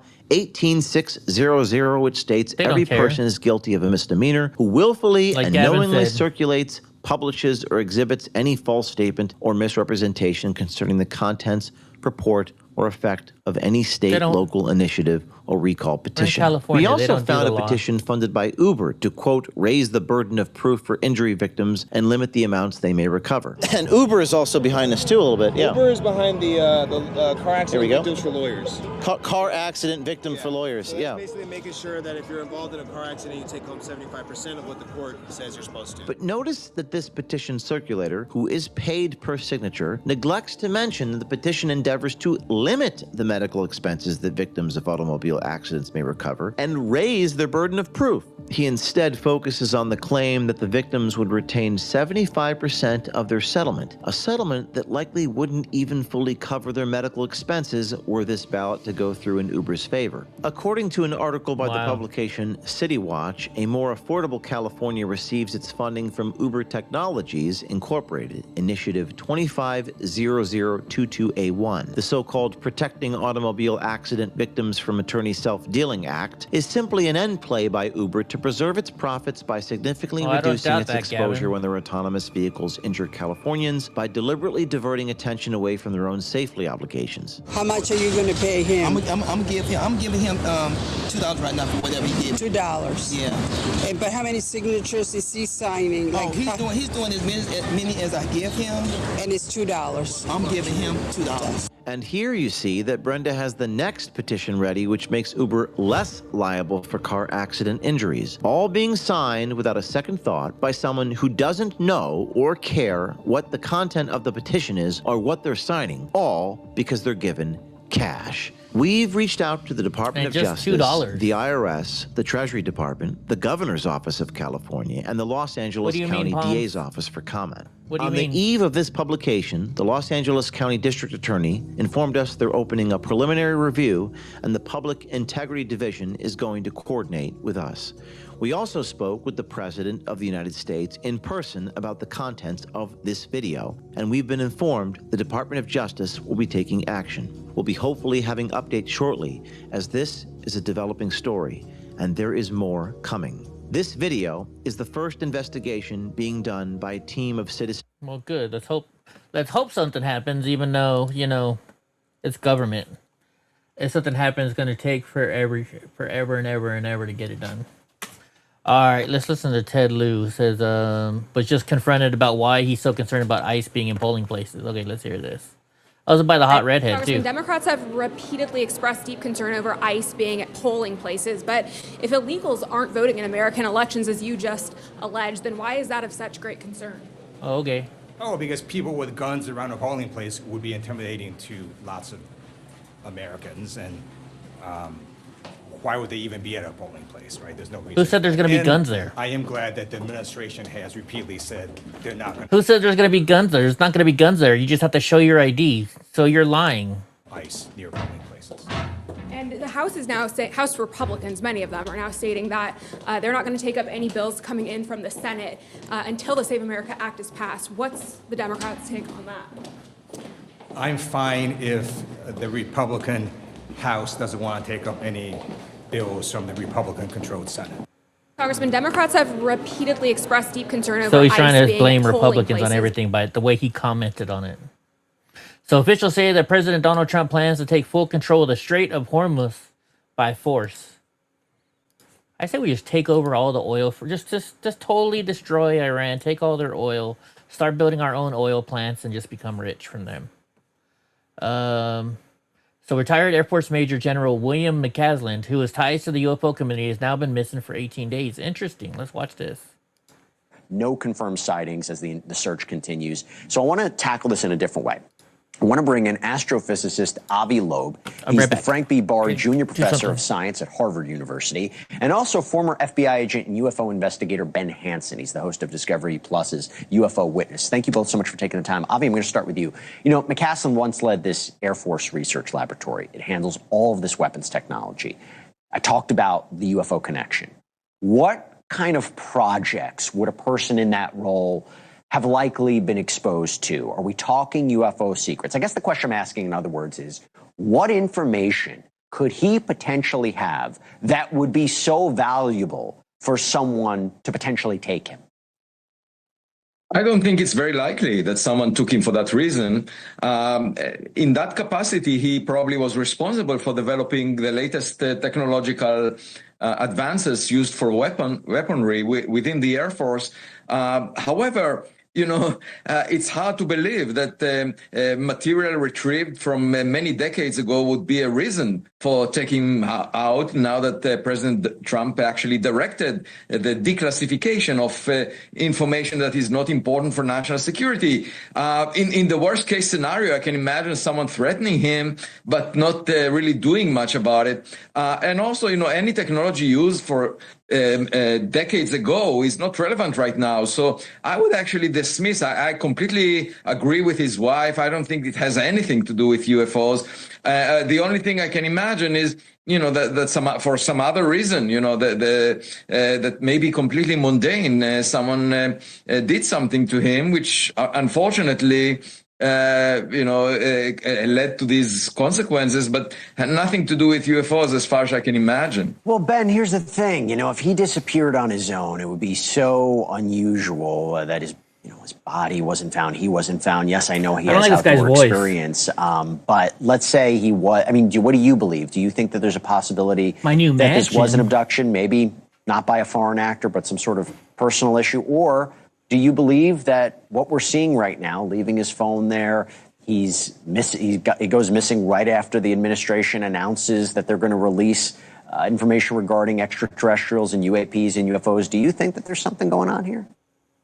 Well, I think it is kind of a leap in speculation to go, down the route of it maybe being connected to UFOs, but more likely, I think we have to have an open mind that something that was related to his work. The question comes up as to why you have so many agencies that are out there looking for him, and my response to that is, when I was in the agency, we had to take a special form anytime we wanted to travel for the weekend and tell what route we're taking, where we're staying. Because when you have a top secret clearance like that actually working on things, you're playing offense and defense. Now, he's been retired for a while, but those things that he came across in the programs he was running could be valuable still, I believe, to people. Either him, heaven forbid, meeting up and sharing things he shouldn't, but then also him being a target. But I agree. I don't know that we have anything connecting it to UFOs at this moment, but it is very interesting. Well, Avi, you seem to suggest, and correct me if I'm wrong, that whatever... I just think it's strange. And I don't believe in coincidences, so, All right, Ted Cruz is dropping the hammer, they say. Let's see what he's saying on the floor. The Democrats are lined up in this chamber because they want our elections to be insecure. They want voter fraud to be rampant and to be easy. Ask yourself, do the American people have a difficult time buying a beer? Do they have a difficult time getting into an R-rated movie? Do they have a difficult time getting on an airplane? Well, yes, because the Democrats have refuses to fund the TSA, and so there are long lines right now. But the lack of a photo ID is not an impediment that stops people from flying. Nope. Not at all. The Democrats are... All right, can Representative Ilhan Omar on Secretary Pete Hegseth? What's you gonna say? Pathetic as Pete Hegseth at this point. We've been watching his press conferences. He's saying all these crazy things. I mean, what can you say? He's always been pretty pathetic. Yeah. It pains me as a Minnesotan that that's the person that we have in the administration. I thought you put Somalia first. And I just hope he gets replaced because he's an embarrassment on a national and international stage for us. Any comment on pathetic as Pete Hegseth at this point? We've been watching his press conferences. You're just so pathetic. He needs to get rid of it. So the U.S. Senate has voted to advance the Save America Act 51-48. So that doesn't mean it's passed, folks. Doesn't mean it's going to President Trump. All that means is now it's going to go and they're going to start talking on the Senate floor. So they're going to just sit there and talk it out on the Senate floor for days, for weeks, for months, for however long it takes. And it's just going to be a joke now. Let's see. Senate Democrats just broke into a panic on the floor that Elon Musk would be deploying a computer system to purge the voter rolls.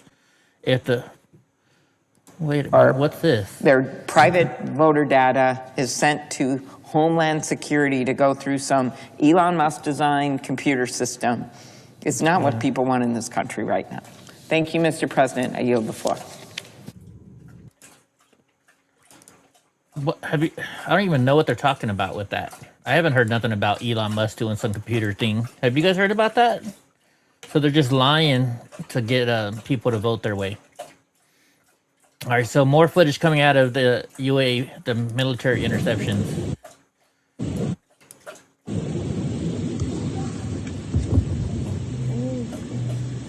So they're shooting down the whatever's coming in right here.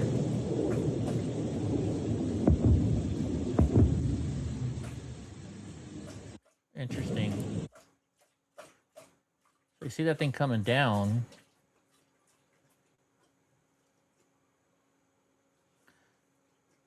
Oh, I guess they shot it already. Okay. Hold on, we're almost done with these last two more. Then we're just gonna watch the Nick Shirley from yesterday, or was it? Yeah, yesterday. Chuck Schumer declares war on us. It's cynical. It's beneath the Senate. It's beneath democracy. Senate Democrats will never let this rotten bill move through this body. Yeah, because you'll all be out of office if it happens. It's beneath the Senate. It's because you'll all beneath be voted out. The United States has successfully employed multiple 5,000-pound deep penetrator munitions on Iranian missile sites. So let's see this. CENTCOM posting on X just moments ago that U.S. forces successfully employed multiple 5,000-pound deep penetrator munitions in hardened Iranian missile sites along Iran's coastline near the Strait of Hormuz. You can see the trees this like coming almost after go down. two top Iranian leaders were killed in ongoing airstrikes against the regime. And tonight reports that Israel is preparing for large-scale counterattacks from Hezbollah after Israel has pounded terror targets in Lebanon for days. CENTCOM post. Good. All right, now we'll go over here. Let's go and look for Nick Shirley, because I think you put it on YouTube already. Whoops. Although it wasn't on when I looked at it the first time. I had to watch it on X. Let's see. Here it is right here. Okay, we got the video right here. This is the sound of hospice money. Could you just answer the question, what's the need for a 1,000% increase in hospice care here inside of LA? Do you have the paperwork to enroll a little boy by the name of Joey? You don't know what's going on? Well, it says there's 14 children enrolled here on the state of California. That there is $6,000 per beneficiary. Can you give us any explanation? Where can we open a hospice at? Get the Maybach just like you. California may have the largest amount of fraud in the country, as California is the state with the highest taxes and collects more money than any other state in America. It is filled with fraud. California's version of Medicaid, called Medi-Cal, has more than doubled since 2022 from $108 billion to a proposed $222 billion in 2026. Their population, however, has not grown exponentially. However, their spending has. There has been a 1,000% increase in hospice care in the Los Angeles County. In fact, 1 out of every $10 of home health care in America is spent in Los Angeles. Wow. On top of that, their government-funded daycare programs are filled with violations. While they continue to give money to these fraudsters, it is estimated that the fraud in California could be in the hundreds of billions of dollars. In this video, we'll be going face-to-face with these fraudsters, confronting them as they defraud the American taxpayer out of millions and billions of dollars as they live their lives in luxury, driving around luxurious cars that cost more than $100,000 that you actually paid for.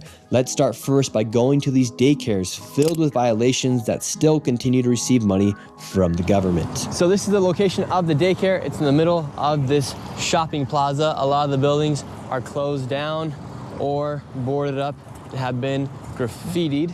And then you also have just a big dumpster right here with all this garbage, and then the daycare is right there. We're gonna go in right now. We actually have a homeless person there too. Oh. You see that? There's actually somebody sleeping here right now. Hello? You all right? Yeah. And so there is a homeless man who's sleeping right next to the daycare. He's sleeping right here, and the daycare is right there. This does not look like a place where you'd want to bring your child, and it does not look suitable and set the code to They don't have the proper be a place handicap where parking. I should children go down are there. enrolled. So they do have some children here. How many do they usually say they have, or what's the story with the The children? last few visits from the state have said that they have 39 enrolled. And right now we're seeing about 5 children. Yes. They are enrolling right now. It says Medina Learning Center is now enrolling, so let's see if little Joey can learn a little bit here at Medina. Do you have the paperwork to enroll a little boy by the name of Joey? Yes, we'd like to enroll little Joey into daycare. They have as their backup facility the UMI Learning Center, and the UMI Learning Center was convicted in federal. Real quick, so if you look at the paper, when he just showed it, it's Medina, M-E-D-I-N-A, but look on the window, they can't even spell their own name right. They spelled it M-A-D-I-N-A. I guess these people don't know how to read cursive, right? Because look, see how that's an A. That's not an E. An E would go like this. That's an A, right? That's Medina. Hold on, let's back this up a second. I got to back this up a second.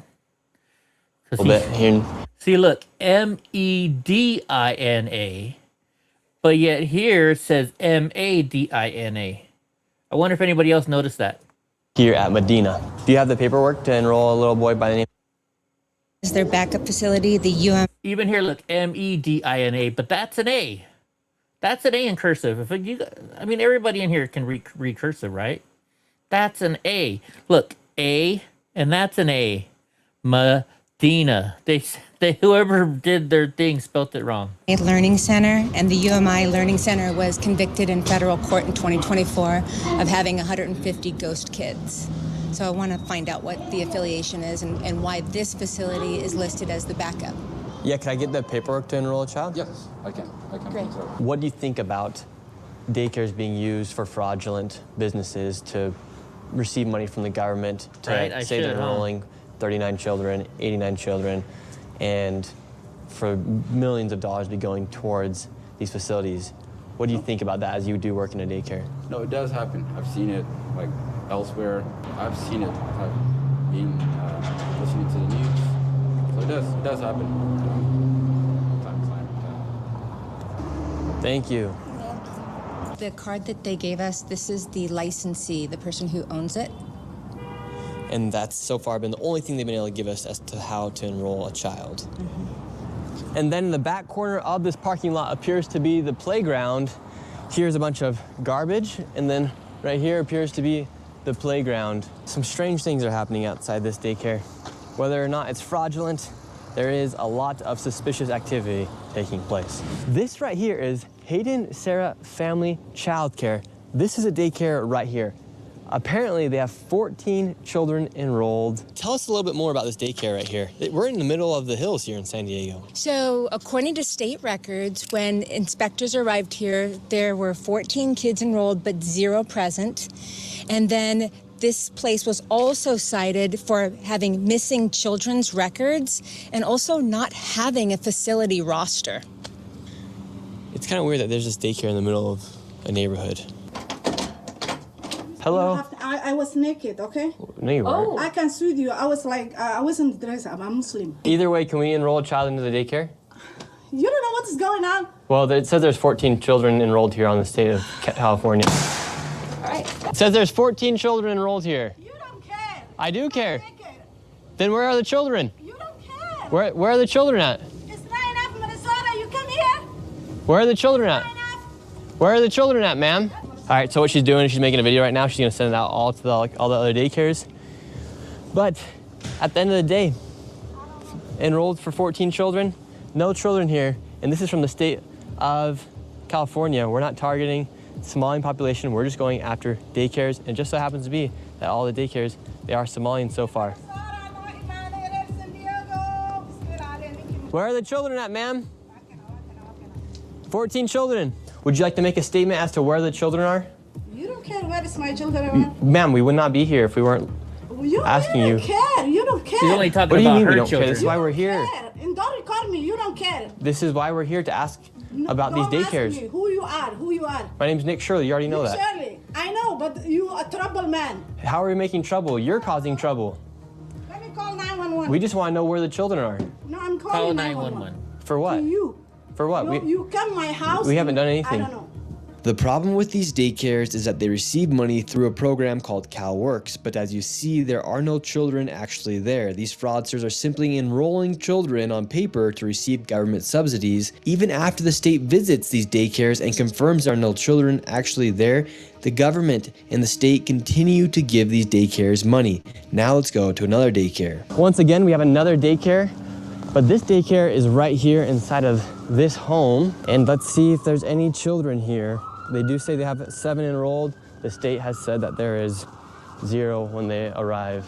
Is this Habubu Family Childcare? Yeah, we were wondering if we could enroll a child into the daycare here. We know you. You need to get up from here because there is trespassing. You see the sign we have trespassing? And can I speak with somebody on the sidewalk? We'd just like to speak with somebody. Yes, sir. Hide the sign, please. Yes, we're right here. Can we talk to you really quick, sir? Talk to you. Fuck you. What are you talking Can I come talk to you, please? All right, so right now the current situation is we have some people yelling through the Ring doorbell cam. A man came out, started yelling, and then we also have this car recording us as well. But we just want to ask for some clarification for the American people. 4 different visits. The state inspectors have shown up. There's kids enrolled anywhere from 7 kids and up. And every single time the state has showed up, 0.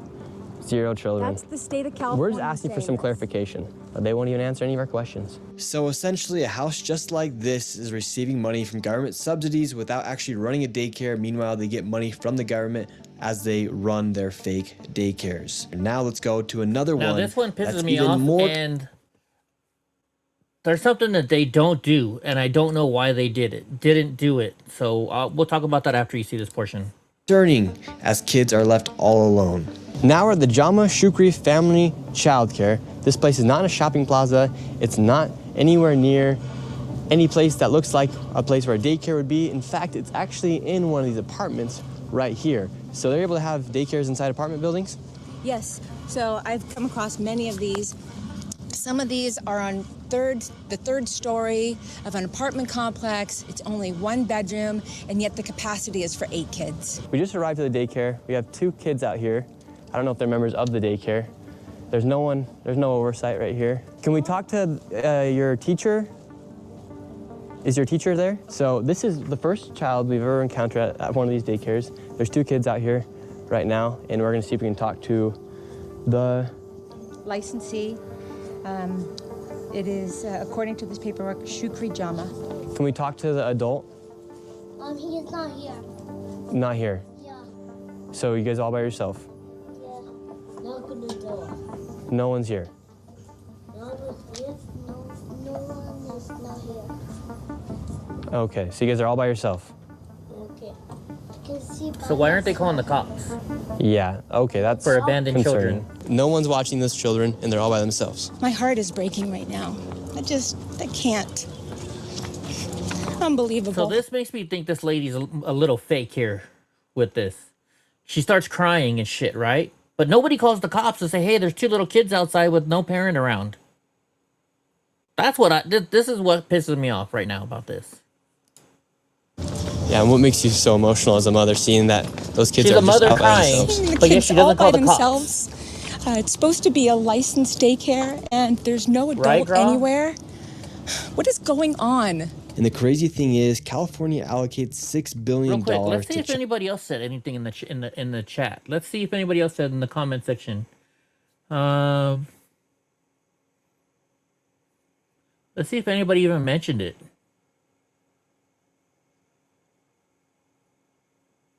Nobody.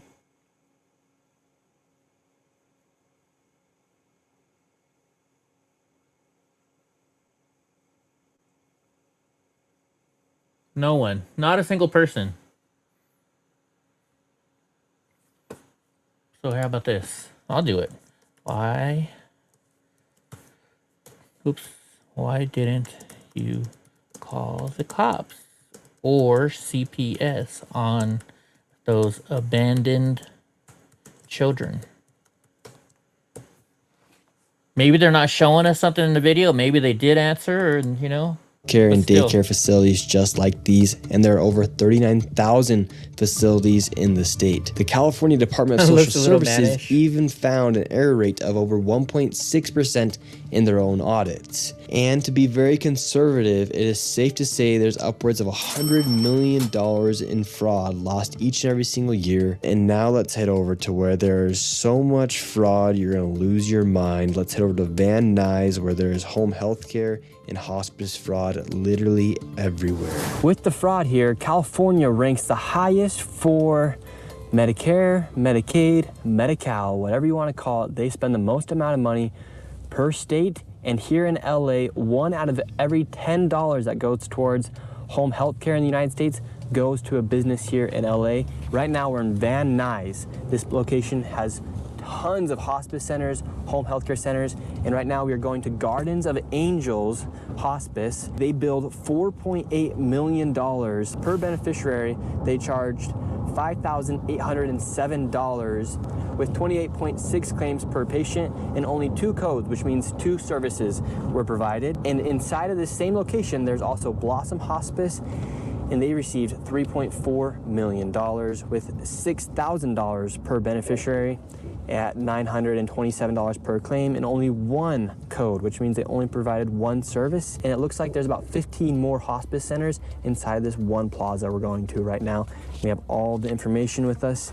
In some of these places, it doesn't even look like they've been registered with the CMS, which is the Centers for Medicare and Medicaid. 7 of the 4 entities have 0 SMS data, possibly shell registrations. I'm surprised they didn't come to Fresno when they started doing the Armenian stuff. These are Armenian Russian gangs, Armenian Russian mafia. So we're gonna be going in there and we're just gonna ask them, what's the need for all this hospice? Is there that many people dying here in LA where they need to be spending millions and millions of dollars on this hospice care? All right, right now we're looking for a Garden of Angels Hospice. I don't think that's what they're doing, Gra, to be honest with you. They're not putting people on hospice, Gra. They're just taking the money for hospice. I don't think they're putting people on hospice. I could be wrong, but I don't know. We'll see if he says anything about it. All these buildings are all hospice centers. Let's see if we can find Garden of Angels. This is the Angels of Haven Hospice Care. We have Angels of Valley Hospice. Hello. How are you? Good. We were looking for Guardian of Angels Hospice, but this one will probably do Angels of Valley Hospice. We were wondering if we could get some information to check our grandma into hospice. Your grandma? Yeah. Which hospice is she enrolled in? We would love to maybe see if it's possible to get her in here to Angels of Valley. We have to get a hospital referral. Yeah. Hospital referral. Oh, okay. How many people do you guys have with you guys? It's irrelevant. Irrelevant? Oh, okay. Where are you guys from? Where am I from? I'm from here. We're just looking for a spot for our grandma.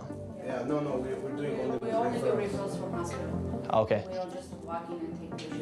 Yeah, because we're seeing like, we got Garden of Angels, Blossom Hospice here. No, they are, but this is Angels of Valley. Okay, well, we'll keep looking for Guardian of Angels then. Yeah, I don't know, bro. So they say they only take it from hospitals, which could be a valid response. Let's go see if we can find Guardian of Angels. This place is just filled with hospice centers and home health care centers. You have one right here, 7-star home health care.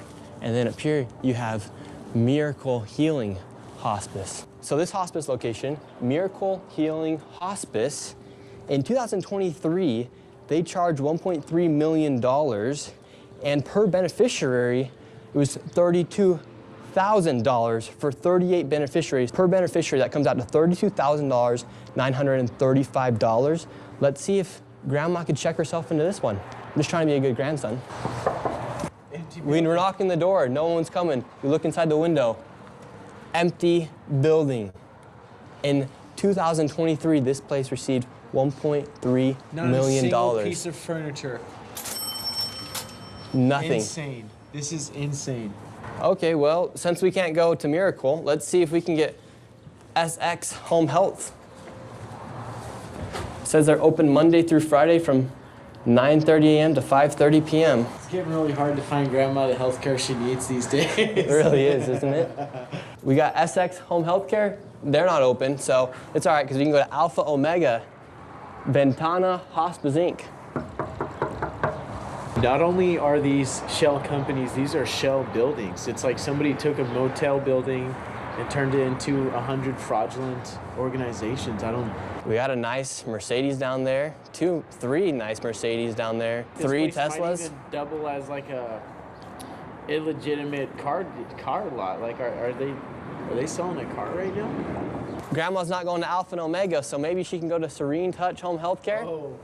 Says they're open Monday through Friday, 10 a.m. to 4 p.m. It's 1 p.m. right now. Let's see if they're here. Perfect, this one's open. Hello.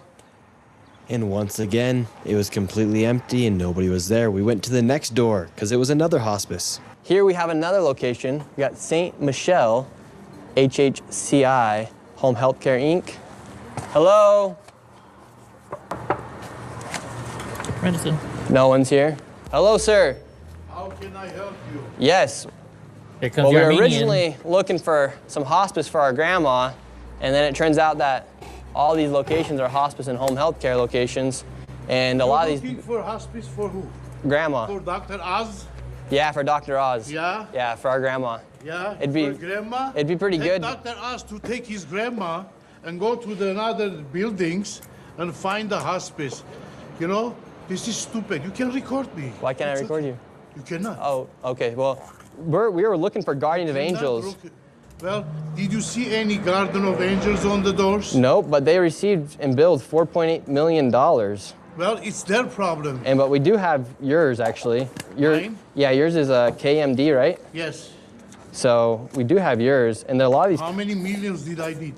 We don't have your official number because it wasn't posted on the CMS website or on their data set. And you're from where? My name's Nick Shirley. They actually made like all this information, the data public for everyone to see what was going on in our country because so much corruption's happening. Yes. But it doesn't look like we could find any of your information from the CMS data set, but we do have you here. So is that concerning that your information wasn't reported to the CMS? What information? To the CMS data set as far as the billing and how much money you guys receive from Medicare and First, you have to research. Oh, that's what we have right here. No. It's a piece of paper. Oh well, we went through all the data sets. If you want to learn, I'll teach you how to get after the crooked people. Okay, help us. We'd love for you to help us. First, you have to research, like you said the name, and you have a number, right? Yes. Then you come to my office. It's a brand new office, and you don't come to a building like this, like FBI guys. Oh, we're gonna get the crooks. Okay, well, can you tell us, for instance, Miracle over there? Yeah, I don't give a fuck about the Miracle. Well, you should because they're. Why not? You should because they're making people like you who have a real business apparently getting a bad rap. You realize that, right? For instance, they received $1.3 million. You cannot They're compare. a That shell is not a company. bad news There's reporter. nothing in there. That It's is not completely a- empty, and they I received don't $1.3 care, million. sir. You should cannot- care. What do you mean? If you're in this industry, I'd be pissed if someone was stealing money, making me look bad if they were in my But industry. they don't right? look me bad because I'm not bad. You have anything against my agency? Let's go. Well, we were asking. Put my hands and. We were just asking you questions, sir. Like, how come Miracle Healing Hospice right there, they received $32,000 per beneficiary, yet their building's completely empty? Call the FBI, Department of Justice. I'm just doing my job as a citizen to show people what's happening here in our country. Well, I'm doing because we're my all job as paying a a lot of citizen. money in taxes, and it Me turns too. out a lot of it's just going towards fraud. Well, I'm very happy you're going to catch the fraud people. Honestly. Yeah, me But too. it doesn't look like bad.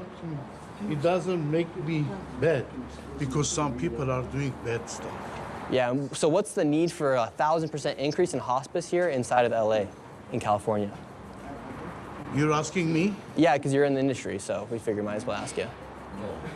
Like, you obviously found it was a good business to start. You just started yours, right? I started my business in How long? 1997. Okay, great. So how old are you? how come you're seeing such an increase in hospice care here? Maybe I don't know if everybody likes the business. What could I say? I do this from 1997. Good for you. And so, since you've been in the industry for so long, why do you think we're seeing a 1,000% increase in hospice care here inside of LA and in California? I cannot answer that question because Looks like they're all running out of here. Everyone's heading out. We just got to answer some questions, and why can't? Who's running out? What? Look at all the people scattering out of here. They're all here just a minute ago. It's strange, you know. There's, over 80 people connected to one of these dormant motel rooms with no furniture, and they are, getting $30,000 per person. It's millions of dollars. We come and knock on the door. It's an abandoned shell company. I shell don't building. say it's right, and I don't care about those people.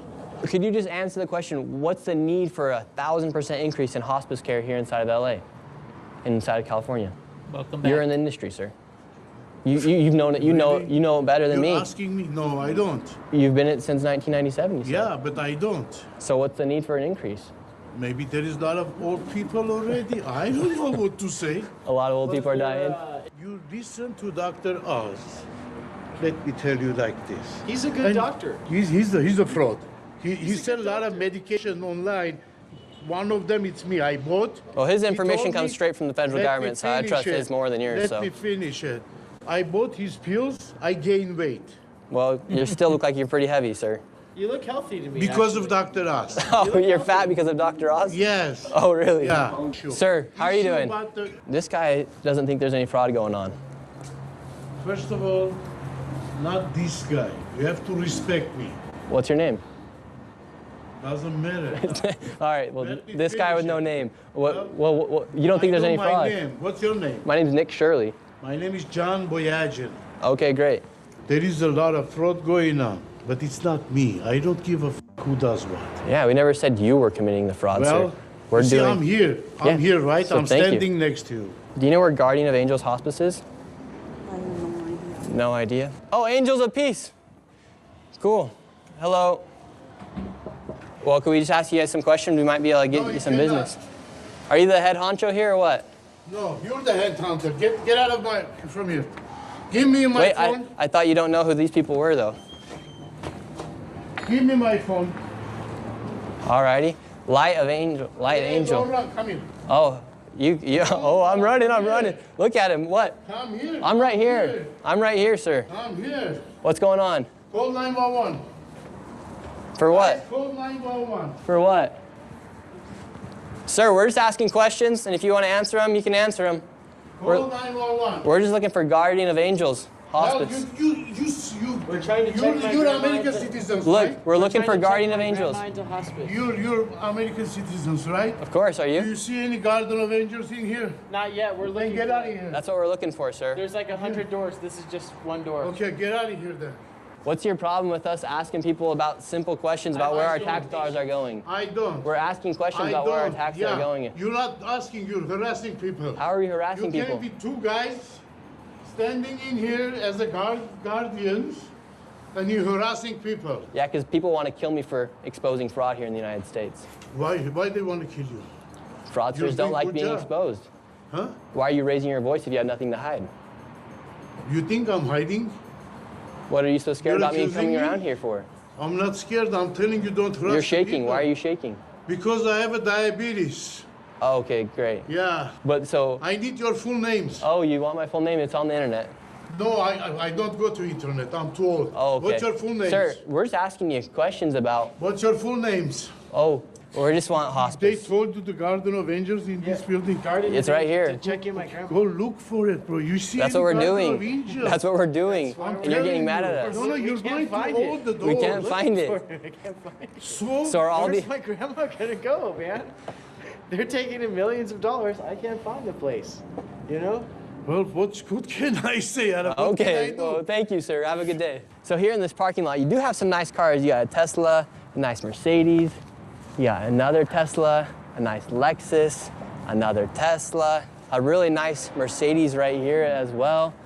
Another Tesla, Audi. Really nice cars. A lot of Teslas. A lot of really nice cars for Hospice. For hospice. Usually, must be very lucrative because a lot of these businesses, these doors right here have nothing on them. All the blinds are churned out. In places like Miracle up there, they have received $1.3 million, yet there's absolutely nothing inside. This is what you call welfare maxing. And right as you come out, you're welcomed by two nice BMWs, one right here, and inside of there, you have a whole plethora of Mercedes, Teslas, BMWs, you name it. But apparently, there's nothing fishy going on according to them. We then headed to the next hospice compound in search of Hospice of Caring Hearts, which billed $2.5 million. However, when we arrived, it was nowhere to be found, but there was a bunch of new hospices that had popped up. So this is how crazy this hospice fraud is here inside of California. You have all these businesses, they literally open up a business, they just put HFS Hospice Care Inc. They don't do anything with the storefront. And then just a little. You have another one right here, Relief Home Healthcare. Absolutely empty inside. And then you have another one, SKH Home Healthcare. They're just popping up everywhere. So this isn't some random thing that's happening here inside of California and Los Angeles in this Van Nuys area. Quite literally, we've been to 2 locations so far, and they're just popping up these home health care, these hospice centers, and they're not even doing anything to try and hide what they're doing. It's 1 p.m. right now. No one's working the front desk. Inside this location as well, you have absolutely nobody inside it. We're just wondering, we're coming through Van Nuys, how come there's so many of these home health care, these hospices that are popping up everywhere? I have no idea. No. What made you want to start yours? This isn't mine, I just work here. Okay, and how come you think there's such a sudden rise of all these hospices and home health cares?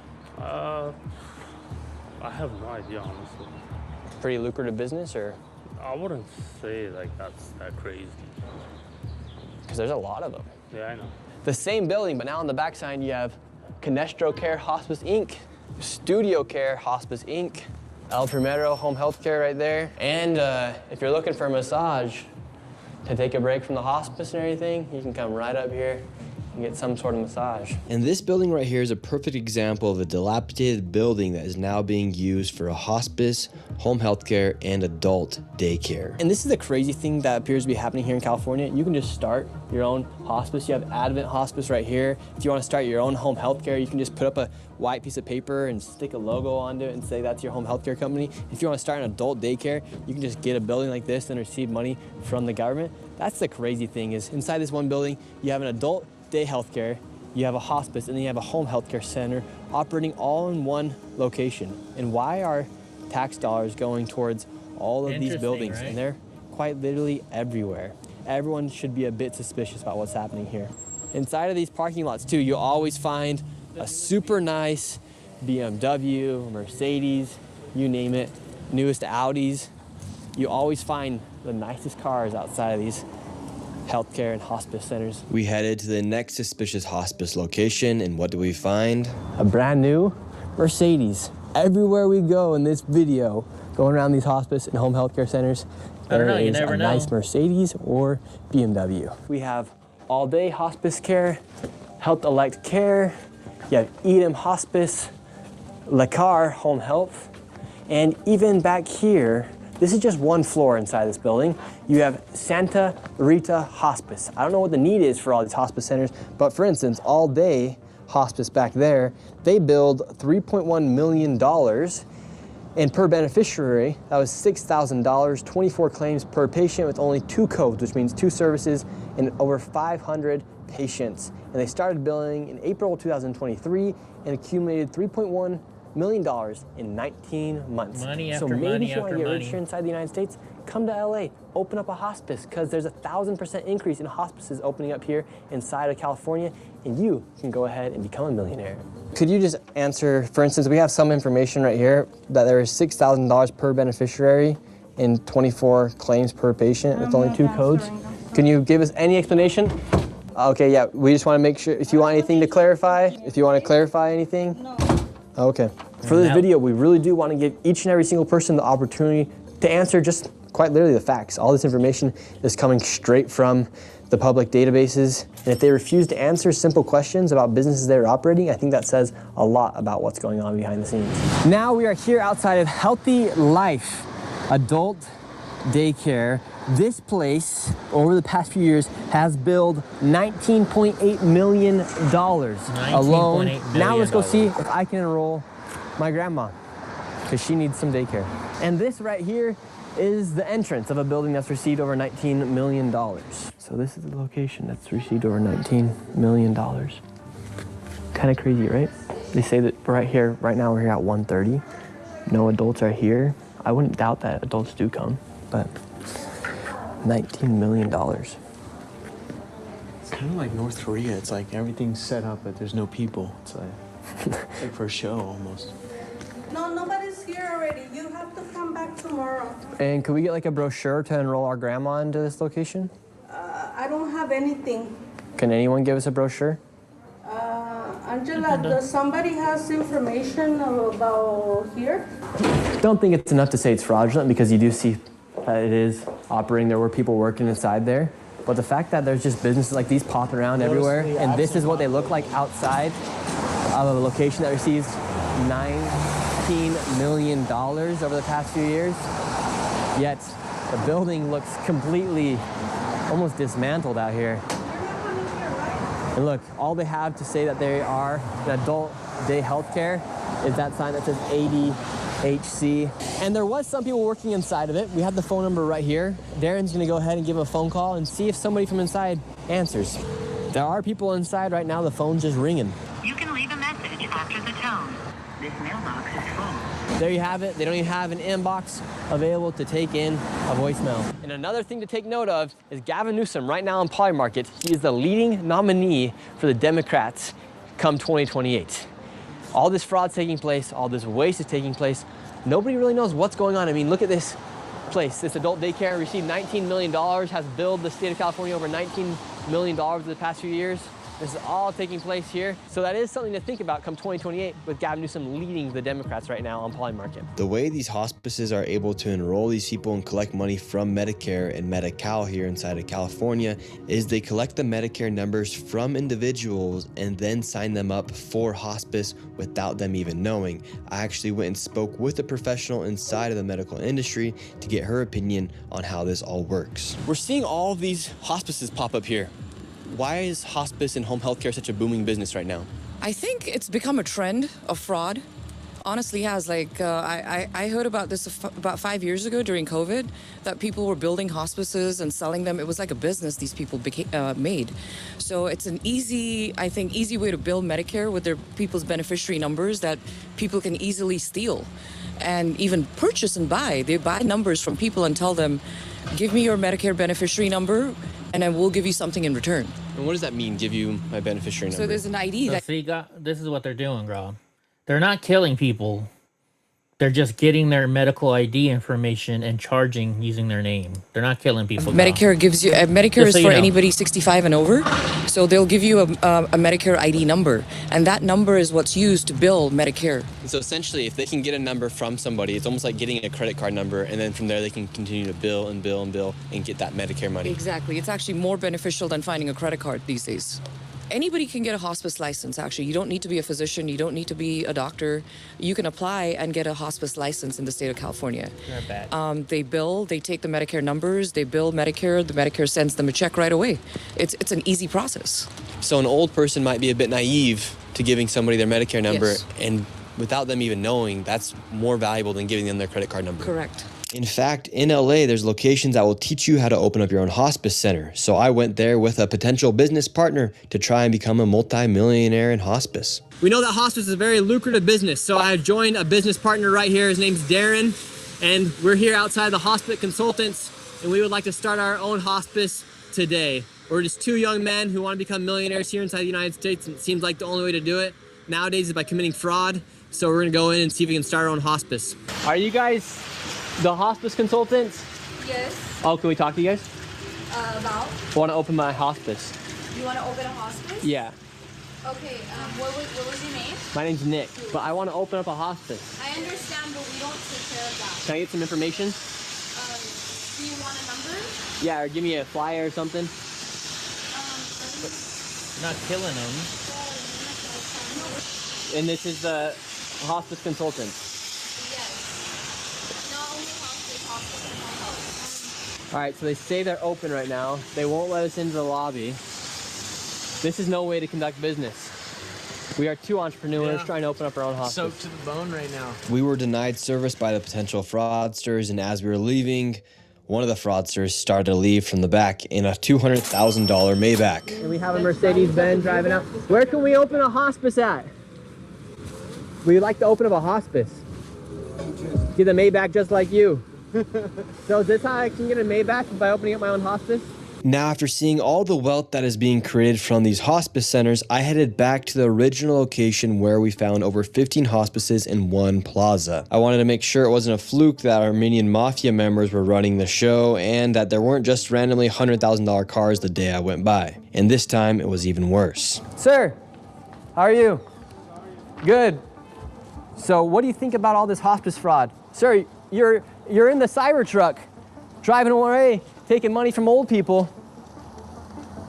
Yet he's just driving away in his Cybertruck, won't even answer any questions. Let's see, we have another rich person as well that's getting rich off this hospice. This guy's leaving as well. So the two people that walked out of Holy Angels, they're in a brand new Cybertruck and a new BMW. How lucrative of a business is hospice? I'm seeing a Cybertruck here in a nice BMW.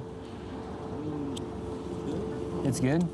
Yeah, because it looks like, for instance, Guardian of Angels, that used to be here, $4.8 million they billed the state of California. And how many clients do you guys have? Brother, do you have a badge? Do I need to answer your question? I'm just curious. It's not mine. I just work. Yeah. You must be getting paid pretty well, right? Bro, this is my parents, bro. Do your parents run the hospice? God damn it, what's Donnie barking? No. Who's that guy in the Cybertruck? He's your uncle. So it's like a family business to own the hospices. But why was he walking out of the hospice then too? Brother, can you leave me alone? Like these hospices, there's nothing inside of them. Yeah, if it's not you guys, how come you're in the newest BMW and the newest Cybertruck? Brother, because I can only imagine what the guy who's in charge is driving. Brother, leave me alone. Just all the other hospices? Do you like taking care of old people? Like, are you the one going out visiting the hospice patients, sir? Uh-oh, he's gonna have to do another point turn. Yeah, you guys are in my fucking way. Move. Well, you could just go that way. What's the key to opening up a hospice if I wanted to open up one? Because you're in the family business of hospices. Like if I want to open my own. What do you do for work here? Huh? What do you do for work here? Why? Oh, we're just looking around. We're seeing all these hospices, so we're just curious. Well, I don't know, man. Word got out that I was inside of the plaza and all the fraudsters started hopping in their cars, leaving the scene. Excuse me. Let's see if they can just answer our questions really quick. Hello, can we ask you a quick question? Driving out in a brand new M8. They can't get out that easy. How can I get an M8 as well? Should I open up a hospice? We're driving out in a brand new M8 BMW M8 competition. Listen to this thing. This is the sound of hospice money.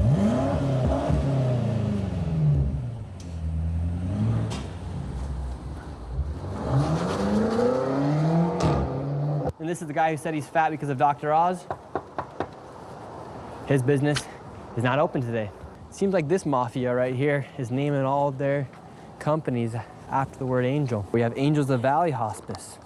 We have Angels of Haven, Angels of Peace, Light of Angels. Yet the BMWs, one right here, one right there, two brand new Mercedes over there. It just is unbelievable the amount of money that these people are making, and they're not even trying to hide it. Buying these luxury cars, each and every single person's wearing some sort of designer clothing as well. And this building looks like it used to be some sort of old motel that has turned into some cash grab, money grab for hospices here. Would you like to give any last statement about what's going on here? Nothing? Because it seems like it was pretty good family business. Another guy just pulled out in the M8 competition. Good for them, bro. Why are you guys pocket watching, bro? Leave the fucking people alone. Because this is taxpayers' dollars that are paying for all this stuff. Pocket watching. Okay. What the fuck is the that ass just working, bro. With taxpayers' dollars receiving money from Medicare, Medicaid, Medi-Cal, you name it. And it just seems like a lot of people are getting rich off of busy, bro. I have work. The death of old people. What do you do for work Yeah, here? but Gra. Bro. Okay, first off, Gra, you say what you said was they're killing people. They're not killing people, Gra. Okay, and yes, you say you saw a DNR, right? Okay. But if you go to a hospital and go see a doctor and stuff, you know, they're gonna see you're not on hospice, because if you're on hospice, you're not even allowed to leave your house. So then that would take you off a hospice, Gra. I'm not trying to say that you're wrong, but what I'm trying to say is don't say that they're killing people. You know, that's over exaggerating it, and I'm just trying to be the honest person here, and we're not over exaggerating stuff, okay? That's all I'm trying to say, bud. It's sad to think about it. Here in the United States, we're literally being defrauded by people who are taking advantage of old people, young people in daycares, disabled people with autism clinics, and no one's doing anything to stop it. So I think it's time we stand up to these fraudsters and tell them, let them know, you are stealing from everyday American citizens. People can't afford homes, rents are expensive, their insurance is expensive, everything's getting more and more expensive. And if we don't crack down on this fraud, national debt's going to continue going up. This is just one of the factors that affects the national debt, and we're going to lose the value of our own dollar. So people, if they want to really fight to keep America great, a great way to do it is by fighting fraud, because this is just unbelievable. You have people who drive around in BMWs, M8 competitions, Mercedes. Meanwhile, everyday American citizens are struggling to be able to afford their own bills. Time to end all fraud, right? So they said 172 million in fraud. You know, who knows how much of that's real, how much of it's not real, but it's pretty crazy. It's definitely crazy. So I get that, Graw, but you don't understand, Graw, that if they put you on hospice and then you go and you go to see your doctor and you got to go get medications and they won't give you, you're saying they won't give you medication, so they're gonna die, Graw. That's not what really happens, Raw. Because if they see you going to get, if your doctor's prescribing you the medications, then that's not really happening. I'll play the video that you want me to play, but I'm telling you, you're over exaggerating this.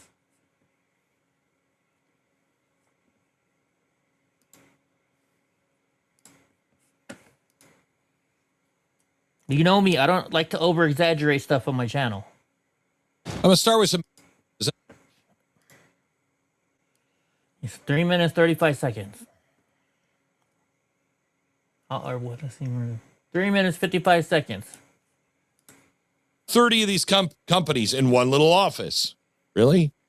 And they were enrolling patients who were not dying. In fact, they existed, but they didn't know they were enrolling in this. They weren't terminal. People had no idea they had been signed up for hospice at all. Once somebody is falsely enrolled in hospice, the money then begins flowing from Medicare. To whom? Where? Tens of thousands of dollars per patient. Some patients allegedly cycled through multiple fraudulent hospital providers or hospice providers like inventory. The dying turned into billing codes. The elderly turned into profit centers. Is this a victimless crime? Yeah, they spelled the number wrong. Hospice fraud means that real care is denied. Pain medication is withheld. Proper treatment is delayed. Families misled. And it's not theft of just money. It is the theft of dignity at the end of human life. And when this scandal broke,